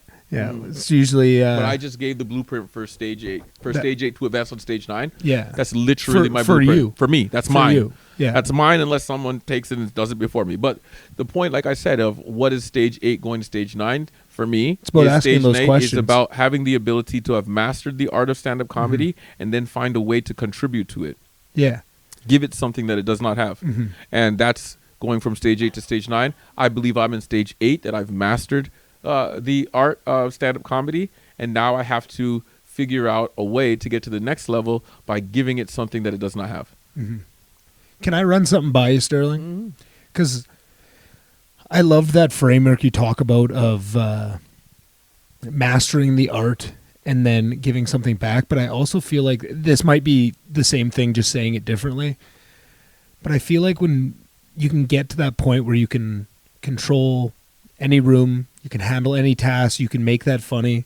That's like that one thing. And then I feel like it's also about like giving a bit of yourself, because that's something I've noticed watching you is I know no matter what's happening on a show, happened the other week where the show was rough, right? People were talking and just like trying to get them locked in. This comics were struggling. And I saw you walk in and I knew you're up in a couple, and I went right up to you and I just gave you a little bit of information. I said, this table has been really chatty the whole show. They're all together. These people at the bar, they're 2 separate groups, but they've had fun chatting. So now sometimes they've gotten up in the middle of the show, made their own circle and had a full on conversation while the show was going on, just because I know you can handle it. I just wanted to give you all the information. It was very helpful. Yeah. Just like, hey, this is what has happened so far. I know you can fix this. It gave me a complete understanding of the situation I'm walking into. And what to expect. It also tells me, okay, like I'm very deep into the assessment of a room. Yeah. So that helps me immensely. What that told me is, one, that the show started and the first couple of comics probably didn't do well. Whoever's hosting is not commanding the room, is not controlling the room. It means that difficult these room people, to control also, given the setup. I feel like any room can be controlled. It's all about for sure. Yeah. The host. But just to give them their flowers, it's difficult. It is difficult, but you know what I mean? That's what makes you great. Yeah, you have a high standard. I do. You know what can be done. The room was not controlled. and Fair. it could be controlled because I For did sure. it. You did it. I did it, so it's not that it can't be. It wasn't. And it also told me they're still here though, which means they're waiting for something. So if they're waiting, okay, then and no one's trying to fight you guys yet. Yeah. Oh, okay, well then they're not a bad crowd. Yeah. They're just nothing. They're waiting for something. There's nothing being given to them worth listening to. For sure. Not in a negative way to any comics. It's just that some comics you have to understand that this is a performance, and they're too busy in their head because they're still rookies, trying to say the right words instead of being in the moment and understanding where are we, what's happening, what day of the week is it, what time is it, why is this all relevant to me? Because this is what they're seeing too. And if I'm on stage and I'm in my head and I'm like, so I have a cat and the cat is like, why the fuck does this matter to me? Yeah. But when I'm like, hey, it's Tuesday night and you put fucking pants on, we're going to have a good time. Listen to me. We're going to have a good time. You know why? Because I don't want to be here either. Listen, so what I did was 1, tell them what's going to happen. 2, tell them they're going to have a good time. 3, delivered it. Literally, I grabbed them by the throat. But that's experience. That's experience, right? yeah. And, that's experience. And I knew you could do it. And lessons, but it was essential to learn the dynamics of the room. And so when you told me that, I knew who to attack. Yeah. I knew, and you saw me do it. I'm right down the middle. Bang, bang, bang. And I held them in their seats to where they can't move. It's just delivered until when they finally turn themselves like, yeah, okay, this is the show now. Yeah.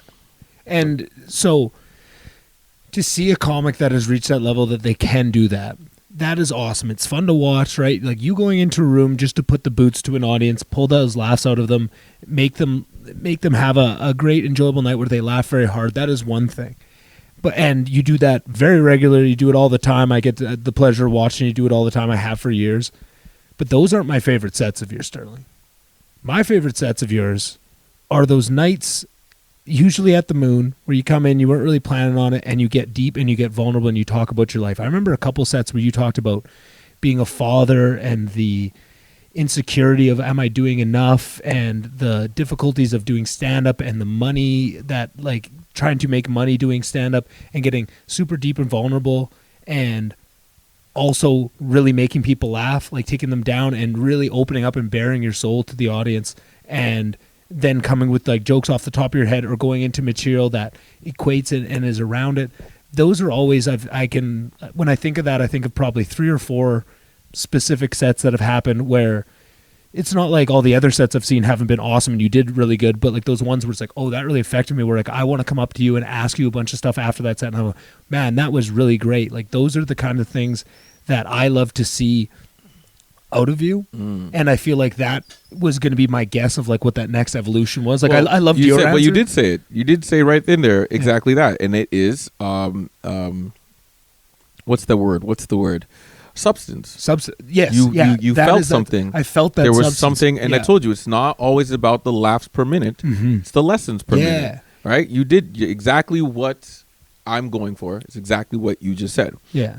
Yes, that's 100% what was happening was I haven't achieved level 9. You know what it's like? It's kind of like you're trying to lift a new weight, and it's like I picked it up, but I haven't repped it. So you saw a glimpse of it. Yeah. Yeah. You're like, it's there. And I saw it too, because those jokes are actually such powerful material. You don't see it very often, or you don't see it really repeated because I'm still living through it. For sure. It's still an emotional, I'm still so emotionally connected to it. It's like I haven't it's hard to make those joke. It's hard to make those funny. Right. When like you're still emotionally attached to it. Yes. It's like a baby in my belly and it hasn't been birthed yet. Yeah. And so it's like when I was being vulnerable in those moments, it was honest. It was 100% honest. It felt, you could tell, if you were bullshitting, we would have felt it. We're all stoned in the room. We felt it was super genuine, and that like added to that funny. And for me, it always changed things because like I love, no matter what you're going to do on the stage, I know I'm going to have a good time. I'm going to enjoy it, but I'm always kind of hoping, is this going to be one of those nights? But is Sterling going to come with the privilege of that though is that the crowd likes me because you need patience. Right. Right. You have to have patience to let the person go through the motions emotionally, to feel, to not be thinking about whether or not the crowd's going to laugh, and to just think about how you feel. Because the number one thing is to relive the moment, not retell it. Yeah, big time. You know what I mean? And like, fortunately, the crowd at the Moon, you know what I love about the Moon's crowd? Yo, if you're a storyteller or long form, this is the perfect place. Yeah. Because they'll give you the time to tell it. Yeah. They'll listen all the way. And if the punchline hits, they'll laugh. Yeah. And if it's not funny, they won't laugh. But on the second joke, they'll give you another chance. For sure. They're like, go ahead. Yeah. All right. Yeah. They We're want still here. you. We're Yeah. still, come on, it's all right. Yeah. Don't worry about that one. Yeah, it Yeah. sucked. Yeah, Yeah. that joke sucked. But it's okay. Yeah. Because you got another one, right? All right, give it to us. Yeah. Like they'll give you that other real crowd, like crowds in like comedy clubs, they won't give you that They'll grace. get pissed off. I paid They're like, money come for on, that. come on, come on. Give Yeah. me funny now. Yeah. And it's like, it's like, relax, take your time. Let's take a stroll. You mean, let's relax. Let's have some fun this here. moment. Yeah. Hi, how you doing? Yeah. It's a nice day out, isn't it? It's a beautiful day. Yeah, It's you know a what I mean? beautiful day. Yeah, like Yeah. the comedy is gonna come, baby. Relax, okay? So yeah, like the moon gives me that opportunity, and so it allows me to be vulnerable and to explore. And until a crowd trusts you, I don't necessarily feel able to. There's Yeah. other comics who, I mean, I'm pretty sure like once you get to like a celebrity level and the crowd knows you, the crowd knows you. They know Yeah. your style, they know your material, they know you. So you know, you can feel comfortable knowing that they know you. Yeah. Most of the crowds I go into, they don't know who the fuck I am when I'm on stage. Yeah. You know what I'm saying? So it's like I don't feel like trusting them. But when I'm at the moon, I'm home, baby. Yeah. It's the moon. Yeah. It's the moon. I know everybody in the crowd. Oh, look, there's Chase. Yeah, look, there's Yeah. his dad. Yeah. Ah, Yeah. man. You know what I mean? You know what I mean? It's the moon, For sure. baby. So at the moon, I could be like, listen, man, let me tell you how life went. Yeah.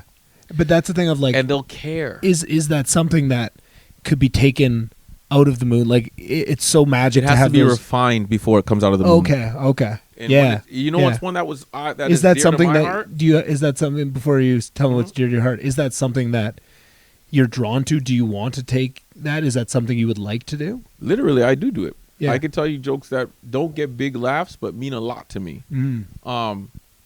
Black History Month.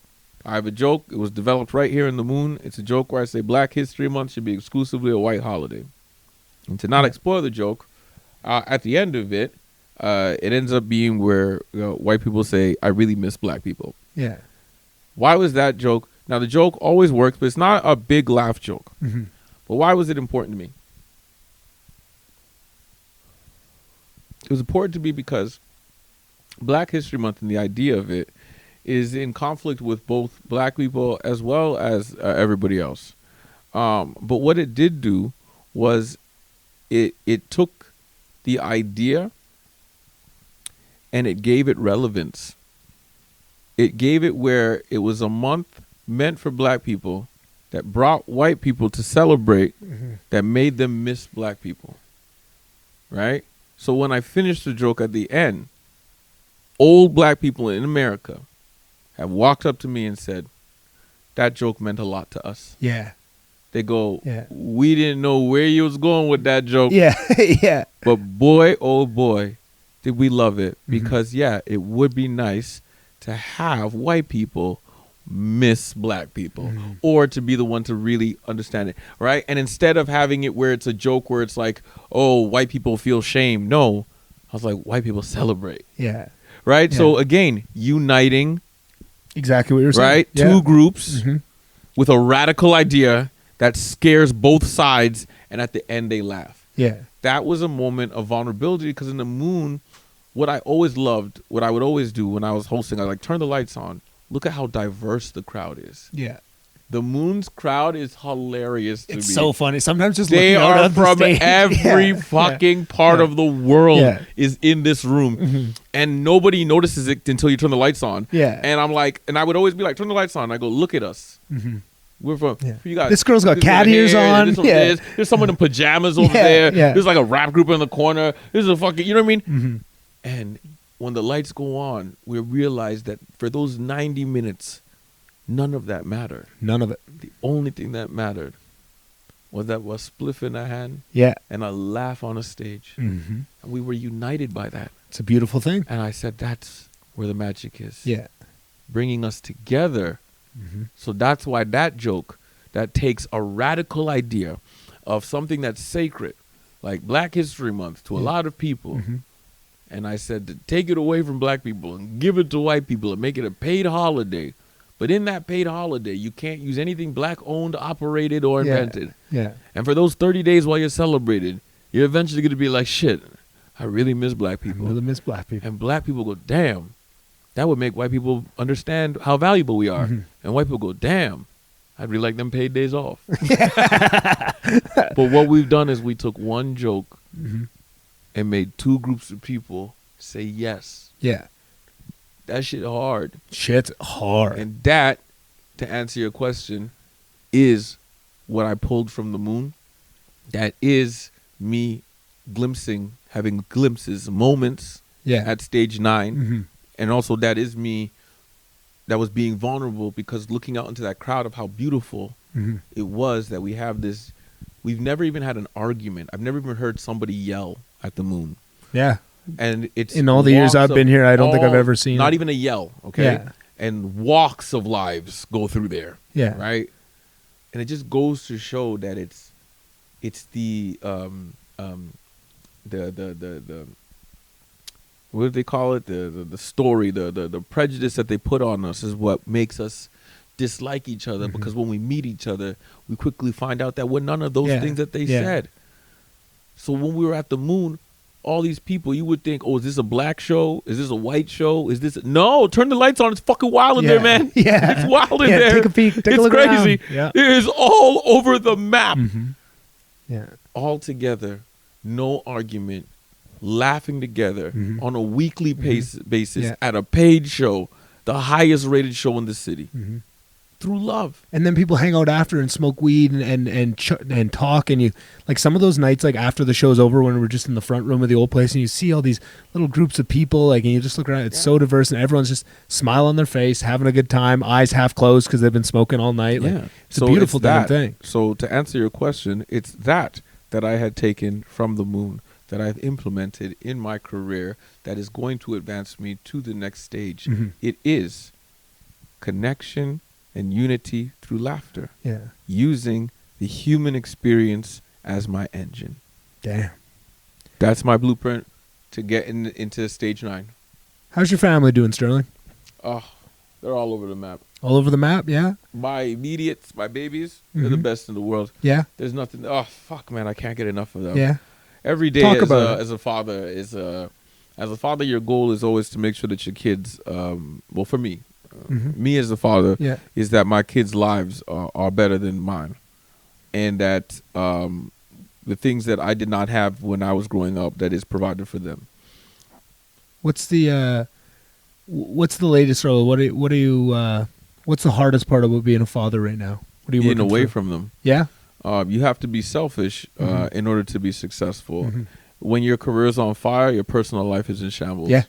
Yeah. Anytime you see me hot on stage, trust me, off stage, fucking life. I even had remember I did a 45-minute set on one of those nights. Yeah. Where I was like, I can't even remember the jokes. Where it's like, on stage is where I want to be, because on stage is magical, but off stage my life is in shambles. That is one of those sets that I was remembering when I was talking. That was a 45-minute set off the top, where I was talking about life. That's probably my favorite set I've ever seen you do. I can't remember that set. Yeah, and that's the thing. I just can't remember that one. But it was so powerful, and it was so beautiful, and it was so raw and honest. Because to be on stage and to command a room, you kind of need to be the shit. You kind of need to, or you don't need to, but like that makes it easier. But then it's hard to. You have to have something to say.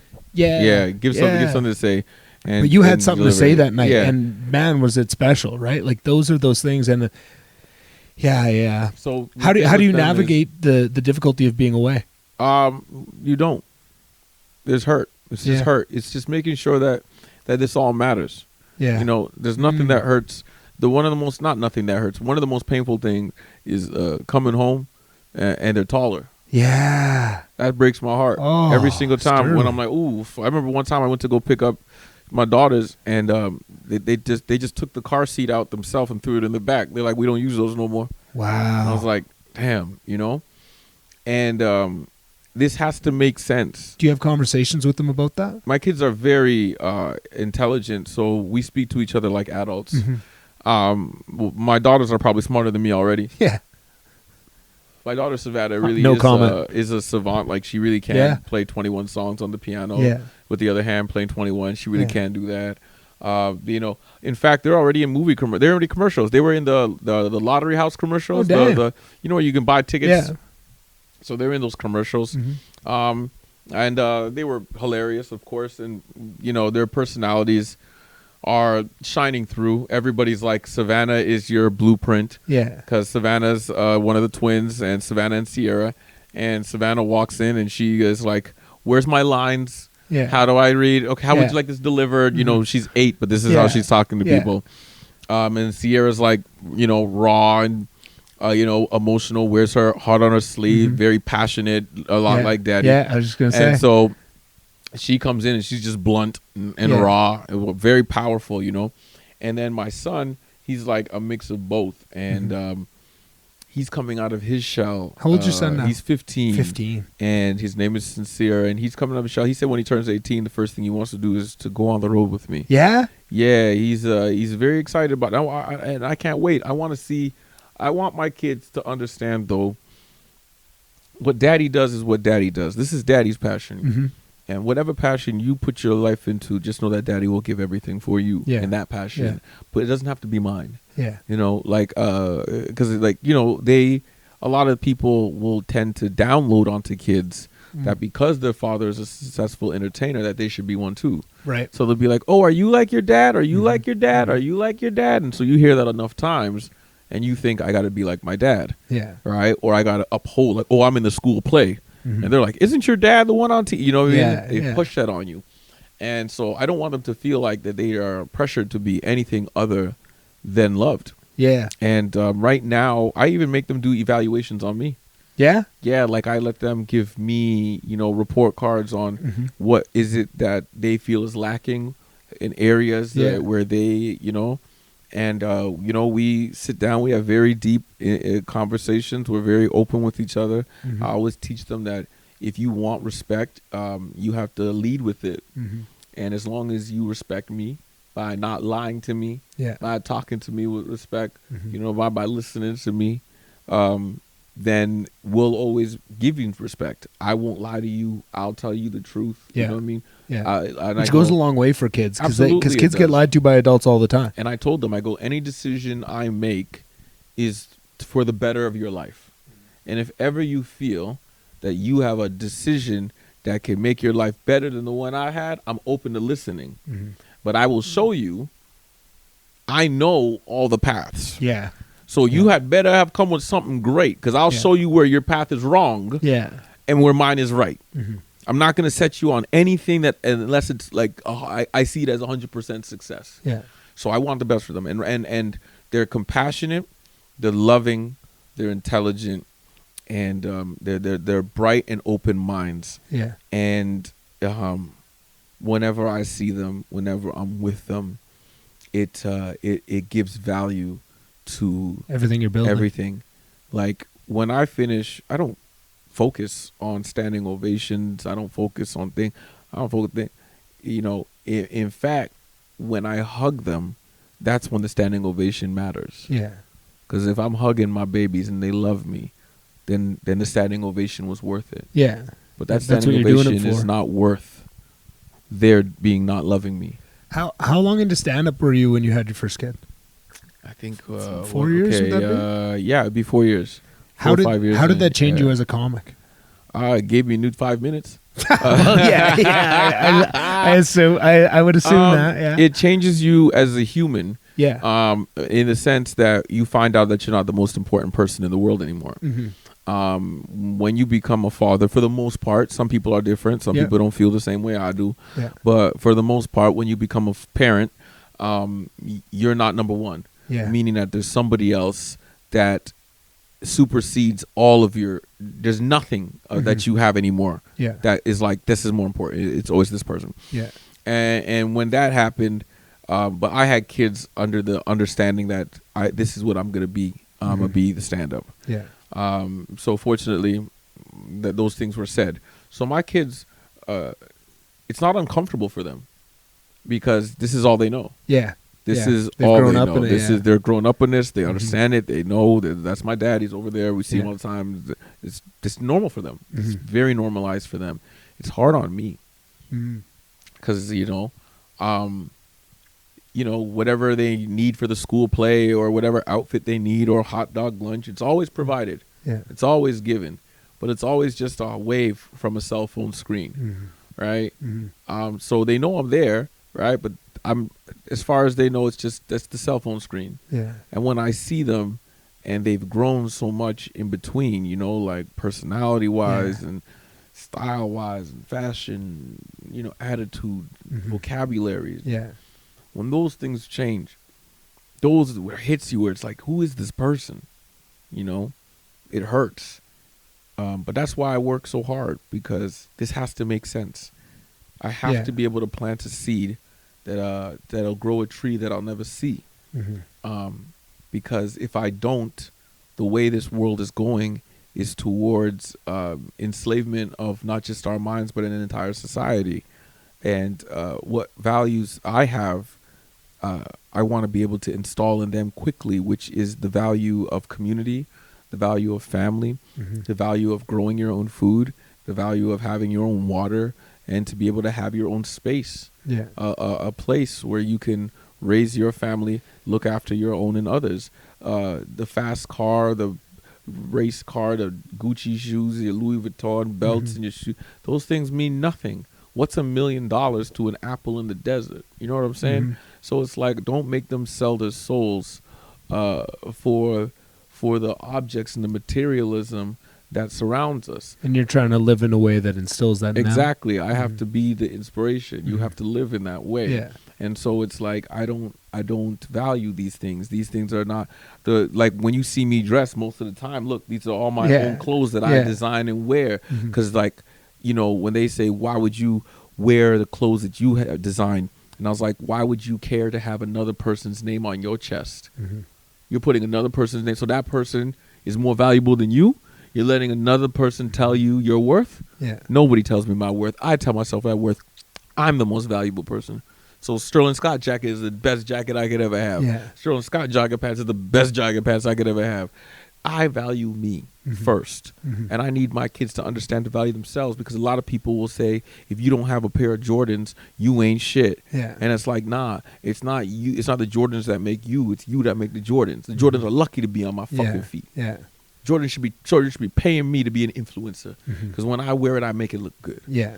And that's what it is about, teaching them the understanding of what is true value and giving them to understand value in family and self-worth, because this world is going to beat you down. Oh, yeah. Look how much people don't love themselves today, and how much they think they need a Ozempic or some kind of something to make themselves beautiful fast. And it's like, listen, man, none of that matters. All that the Ozempic did was give you the confidence to do the thing that you could have done when you were fat. All that liquor did was give you the falsified attitude that if you just had done it, you could have done it. Believed in yourself. Yeah. You know what I'm saying? So it's like, in cocaine, you'll never start that band. But anyways, it's these things that are told to us that we need them, when all we needed was our self-love. And that's what I'm trying to install into them, while dealing with the world outside, because the poison that kills us is the one that they feed us with.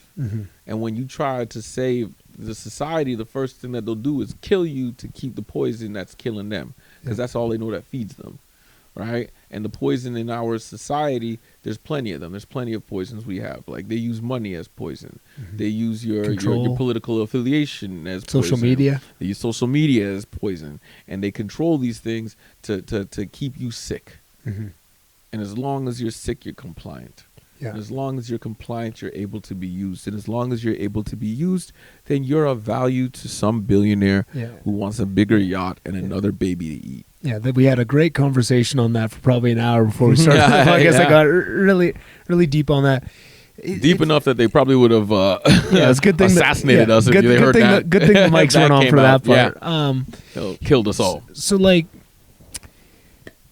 it's very apparent when you're around comedy a lot that there's a lot of mental health issues, there's a lot of aspects to the life that you have to live to be a comic that is not great for your mental health. And then if you add anything else on in life, like you're talking about, of coming home and seeing that your kids have grown, and that's some deep, heavy pain to feel. What do you do to protect your own mental health, to keep yourself in that space to keep going, right? Like, I'm curious if you do struggle with that. If so, That's how you struggle with it. Question. All comics are crazy. Mm-hmm. Embrace your crazy. Yeah. Because it's not crazy. It's society telling you to suppress your childlike wonder. And it's your childlike wonder that keeps you alive in the game of comedy. Yeah. Because it's your childlike wonder that allows you to create. True. They keep trying to suppress that out of you. I've been feeling that so lately, actually, Sterling. Lean into your crazy. Because it's in your crazy that you find a joy. That's how I stay sane. Yeah. I get it. I'm not the same. Mm-hmm. I am not. Yes, I'll drive 8 hours to another fucking city to stand in front of 100 people and talk for 5 minutes. Yeah. I'm a fucking lunatic. Yeah. Lean into that. We are not the same. Mm-hmm. We are the we are the satires. We are the wordsmiths. We are the writer. We are the satirical voice of society. Mm-hmm. We are not the rest of them. Yeah. We are weirdos. We are the one in the corner who's like, yeah, get the fucking award, you loser. Yeah. Like, we're the one that the valedictorian is afraid of. Mm-hmm. We're the one that the popular people are nervous around because we laugh at the things that you guys hold up as and revere, because we even laugh at ourselves. Yeah. So you can't stop us. There's nothing we revere. We don't fucking care. Yeah. So if there's anything that you can use against us to use as a way to give us value, then you have no power over us. Yeah. So we're dangerous as fuck. Dangerous. But you have to lay into your crazy because society will keep trying to pull that from you. Yeah. I felt that super deeply. You gotta deeply be lately. normal. You gotta do this and you gotta do. You know what somebody told me one time in an airport? How come you keep changing your hairstyles? I go, what do you mean? They go, well, you have an afro in this picture, you have braids in this one, and on the flyer you got the twist. And I go, yeah, because I have so much hair, I could do anything I want with it. Yeah. So every month I do something new. Yeah. And so they're like, what? They're like, that's shady. And I'm like, how That's fucking shady? boring is your goddamn life? Like the fact that I have enough hair that I can literally create art with my fucking hair. Yeah. Why would you not do that every month? Yeah. You know what I'm saying? 100%. Every month I come up, I literally go, my stylists, they love me. Every time I show up, I'm like, what thing am I going to create today? Yeah. You know? Yeah. And Stylist this guy loves is like, you. this guy's so boring. His life is so fucking the same, so on a page. That changing hairstyles is bothering. Listen, if I can predict my month, I'll kill myself. Yeah.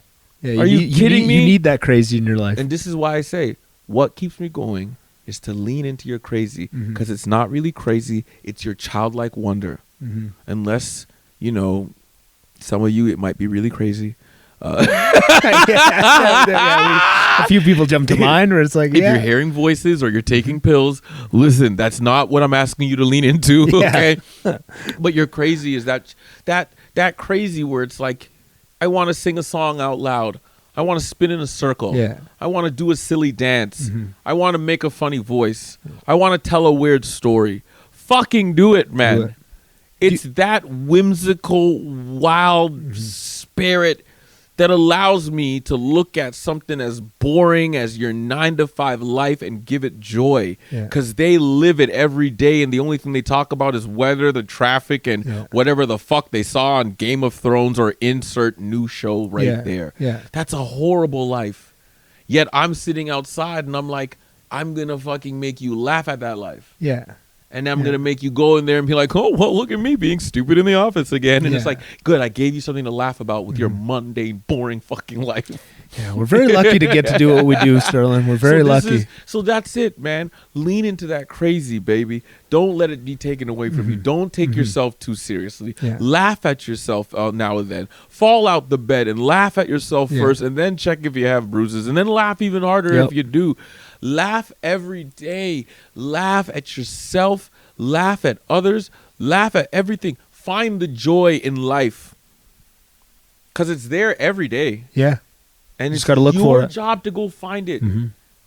Every moment of the day, I'm telling you, there's every day you can find a moment where you go, haha, there it is. Yeah. And guess what? I take laughs personally. Why do I laugh so deep? I swear to God, if you check around to people who laugh the way I laugh, they might have the same backstory. People that laugh deep, I find, understand pain. Laughter is a gift from the gods, and it's not promised. Yeah. You don't know the next time you're going to get it, and you don't know if it'll ever be this good again. Yeah. So when you have a moment to laugh, the universe has given pain, trauma, hurt. But when you have a moment to laugh deep, baby. Drink it in. Yeah. This is the universe giving you its cup of fucking joy. Drink it in. Because tomorrow might not be the same. Yeah, true that. True. And so that's where, Light that up, Sterling. And then we've already been going for a good 2 hours, but one of the biggest things I wanted to bring you in was to tell me about. I know, and I love it. I'm here for it all the time. Slowing down. I know you're not, but I will keep you here until midnight if I don't. I'm judging the competition tonight. Yes. Over at Grindstone. Yeah, so is Trish. That'll be wonderful. We'll see you over there. You guys are going to spend the whole goddamn day together. I love this. I fucking love it. But one of the big things I want to, just because I know I'm going to get sidetracked, I want to hear all about you. On Sunday, you were telling me about this new comedy competition that you're starting, and then I got to have a really good conversation with Tesh about it last night, and I'm so into this. I love this idea. I've honestly been thinking about it ever since the conversation on Sunday. I think I didn't scare him, but I think Tesh was surprised because I came to him, and just from that little conversation we had, I had so many ideas and little things of, okay, how are you guys going to tackle this part? How are you going to do this? How are you going to do that? And we had a great conversation about it, and I think it's something that's going to be really impactful, and I'm really excited for it. And I think that was what pushed us to finally, we've been trying for like 2 years now to get back on this podcast, but that was the one thing that pushed it over the edge. So if we don't talk about it, I'm going to feel guilty. So lay it out for me, and we'll let the people know what's coming. So first off, the idea came from an actual television show that I wanted to pitch. Yeah. Right? Because think about it as a TV show. Yeah. That idea, right? It's way crazy. It's nice, right? Way better for a comic rather than doing just a roast battle. So the idea, the Culinary Comedy Festival, which I am the vice president of, is bringing to Edmonton, You're Alberta. the vice president? I'm the vice president. Who's the president? Tesh. Oh, okay. I should have known that. Got it. I'm going. I don't want to handle all the operations. VP all day. Sterling. Yeah, I gotta, because I travel too much, so there's too many responsibilities. So the Culinary Comedy Festival is bringing to Edmonton, Alberta, something that has never been done before. Through our connections, we are gonna have a comedy competition in which the winner's first prize will be $1,000 flight and hotel, and you will be performing on Crack 'em Up Thursdays at the Comedy Store, the longest running independent comedy show run out of the store for the last 27 years. Yes. The judges are celebrity guest judges. Let me stop you there, Sterling, before you keep going, because I love the idea so much, and there's going to be so much more to come. But just when you start it with that, of like just to have a competition where, to a comic like me, to hear that as the prize, that ignited something in me where like I had already, Trish knows this, I had sworn off competition. I will never do a competition again. I think they're stupid. I think they're dumb. I don't want to do it. And I heard that, and I was like, I'm all in. Right? Like, so just to start there, to have a prize can't blame anybody. worth fighting for is so good that even if it was just the same old cockamamie, unfair bullshit, rigged comedy competition, I'd probably enter it even still.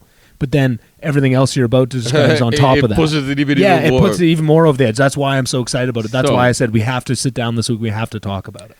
The special guest judges that we are flying in are the talent coordinator and the person who selects the comedians for BET Comic Views new season on television. And they are flying in to be the one who selects the winner who gets to fly out. So now you're saying to yourself, well, if they're going to select, how does this competition go? Now, this is where I'm saying this is based off of my TV show idea. Yeah. And I'm saying this now because this is like I want to make sure that just in case anyone tries to steal it. Yeah. Because it doesn't exist. This style does not exist. So if you see it, you know it was stolen because this doesn't exist. The comedy competition is unlike any other because this comedy competition is deathmatch style. Yeah. It'll be 10 comedians going head to head against each other. However, 20 comedians in 10 20 blocks. comedians in total, but just for the one show. So each comedian will go will compete against another and only one will survive, and that'll be based 50% on the crowd vote and 50% on the judges vote. And the comics do not know who they're going up against or when they're going up.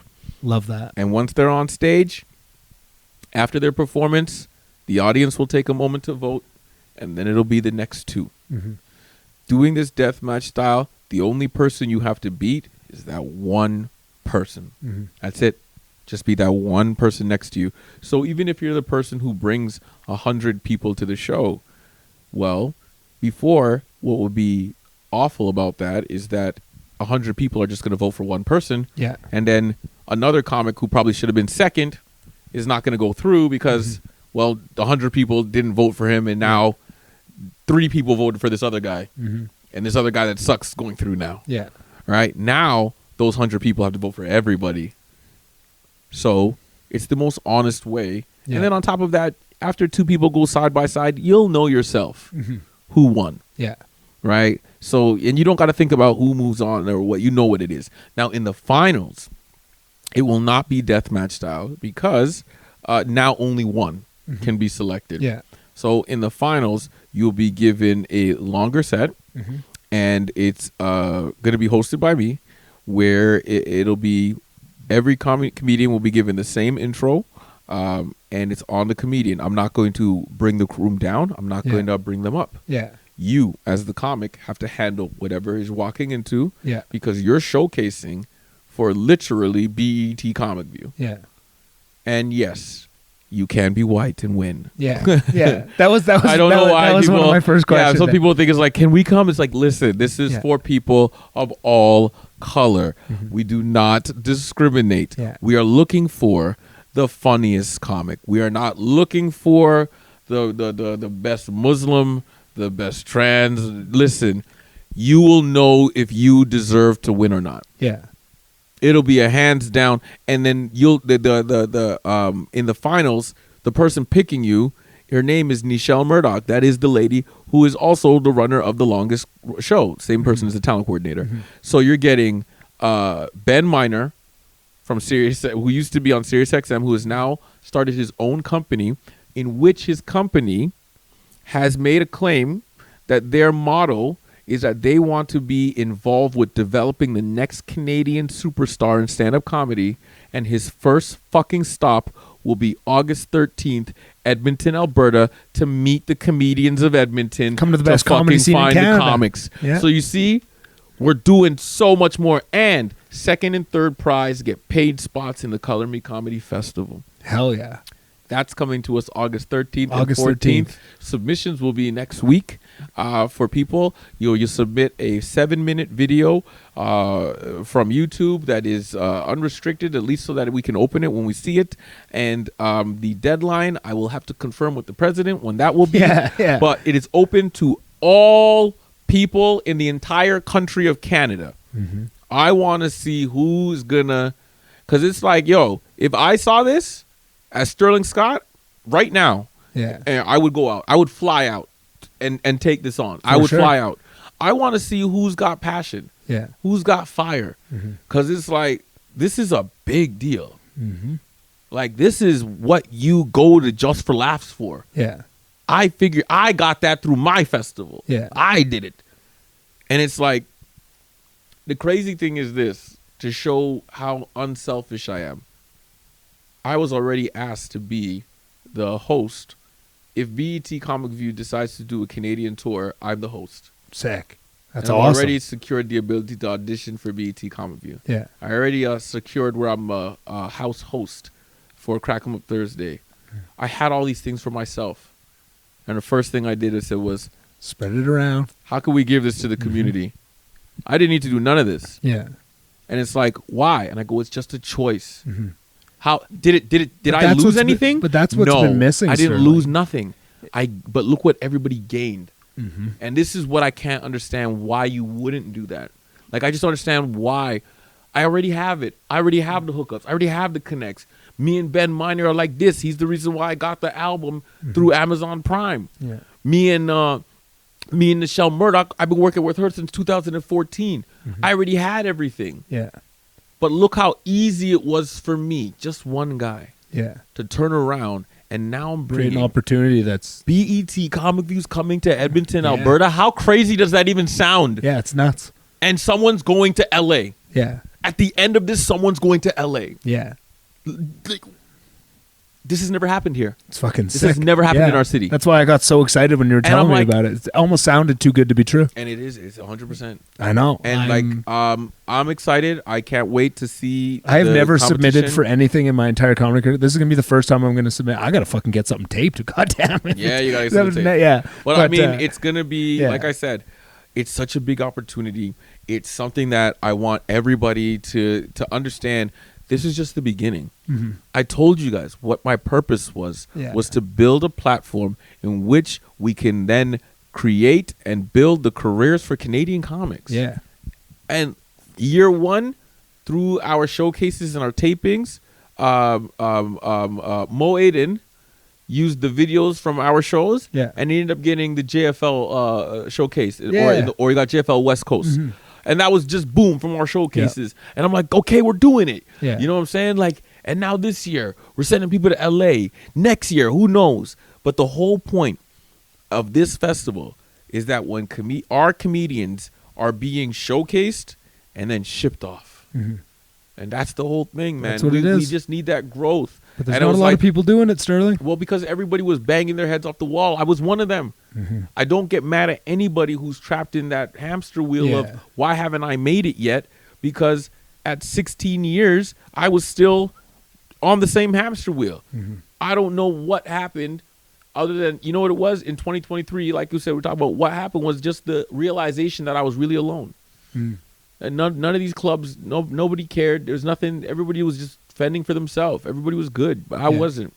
And I realized that with this art form, to truly connect to the people, I have to walk away from the platforms. Because the platforms will only let you talk to the people if you say the things they want you to say. So you got to build your own. And so here we are. Here we are. Yeah. I cannot tell you how excited I am for that. Like, genuinely, in 4 years of doing stand-up, I've never applied for anything, but I am 100% applying for this because it's sick, and I believe in it. And just that first conversation with you, but even more so, talking through with Tesh yesterday and having all these kind of, how are you going to handle this, that you guys are putting that thought and that care into it to make it as fair as possible. Like a fair comedy competition. That's what I wanted people to walk away, being like it was fair. Yeah, and I think just the pursuit of that, because me and Trish have talked about how do you run a fair comedy competition, and like talked about doing it ourselves for so long, and we've talked about all these different issues, and so many of them with this have been thought of. But it's like, again, this is another one of my TV show ideas. Yeah. So it is possible, but it's very boring, as I would say. So you would take two comics, okay, and you would go, there's theme, style, and like genre. So the theme would be microwaves, okay, and then the style would be high energy, low energy. Mm-hmm. You know what I'm saying? One-liner, storytelling. You tell them that, right? And then the genre is dirty, clean thing. Okay. Mm-hmm. So if I go guitars, high energy, clean. Go. Now you guys have to write a joke in the style of high energy, clean thing. Now when we watch the joke, we'll know who has the best joke. True. That's the only way you can say who wrote a better joke, right? Yeah. That's how I would do it. Now, that is extremely difficult. So tough. And that's why I would do it for a TV show. Yeah. Because that's where you give them the theme on one day, and they get 1 day to go write it. Yeah. They get the daytime to write it. They get the nighttime. They can go to like little mics. You know, we follow them, watch them go to mics and practice at mics. Yeah. And then the next night, it's showtime, and you got to deliver your set on the theme in that style. And then we'd really know who's better. Because if you don't like dirty, and this guy's over here fucking doing crispy clean, I lose. But does that mean I'm not a good comic? Right. No, it just means that I don't deliver the style you want. Yeah. Don't go to a horror movie expecting to fucking laugh. Yeah. You get what I'm saying? And that's what these people do when they go to comedy shows. Don't go to a roast expecting church clean comedy. Yeah. They're going to say horrible things. So you see, by creating that way, so that was going to be my Who's the Funniest Anyway? Yeah. That's the name of that show. Because that's how you would do that style. So it's very boring to do it that way. Yeah. But if you gave them that kind of thing, if you created that model and that style, it's actually the fairest way to do Yeah, a comedy show. yeah. And it would actually, you would really see the true colors of that comic. For sure. If they had to just write in that thing, you'd really see who's really the joke writer and who is someone who relies on, because you can cheat. Oh, for sure. If you know, I was showing people, I'm like, what do they mean by that, Sterling? And I go, well, I can read a menu and make it funny. For sure. I can sell a lot of shit. I did it one time during a show. They were like, no, you can't. And I picked the menu off the table and I started reading the menu. Yeah. And I'm getting laughs. And I'm just, all I'm doing is reading the menu. And it's because of how you can sell it. And so now if you take away that they can't sell it like that, now you got to do this. Now it's really the joke. Yeah. That's what we're really seeing is the true joke in its pure essence. True. And you can't use any of your the dance moves. Yeah, you can't use any of your tricks to get out of it. It's like just do it straight. Let's just see punch for punch. Let's just punch go for punch. Punch for punch. Yeah, but I love that's actually better. Punch for punch. Ooh, that as a name, I like that. Anyways, and deathmatch is my two. Anyways, but yeah, so that's how I think what you found, like the deathmatch idea, it really merges that where it's exciting, it's fun to do, but it is as fair as you can get it. And I think I want to end this off by just saying a huge thank you to you, Sterling, for, first of all, coming on the podcast, giving me your time, coming to hang out, not to mention the years of advice and groundwork you've laid for the Edmonton comedy scene, for what you've done for the Moon. I loved hearing the story of how you first came in, because like the Moon is doing such cool things and it's growing in a really cool way. But June 17th, come to my show. June 17th, Synergy. It's an experience, not just a show. And it's very cheap. It's only $25. The show starts at 8 p.m. Doors are open at 7. Please believe we've got burlesque, live music, and stand-up comedy. All hosted by me, the Smoke Master, with also special guest performance from the Reefer Man. And we have a live smoke-off. A smoke-off competition, which has never happened before. It's probably way too much weed. But it's going to be a fucking smoke-off between two of our house favorites here at the Moon. Holy fucking Christ. June 17th. 8 p.m. Synergy. Be there. Be experienced. We'll just clip that out, make that as a promo. That's perfect. Please do that. Yeah. Please do I'll that. share it on my Instagram because I don't know if you have access to yours. Exactly. I'm kind of fighting right now over there. Yeah. I'll even give you guys the money to send out the promos and do the paid ads because right now I'm kind of fighting. Oh, that's... but yeah. We will make that happen. That was actually a good promo. We should. That was a good promo. I think I'll have to clip that out. That was good shit.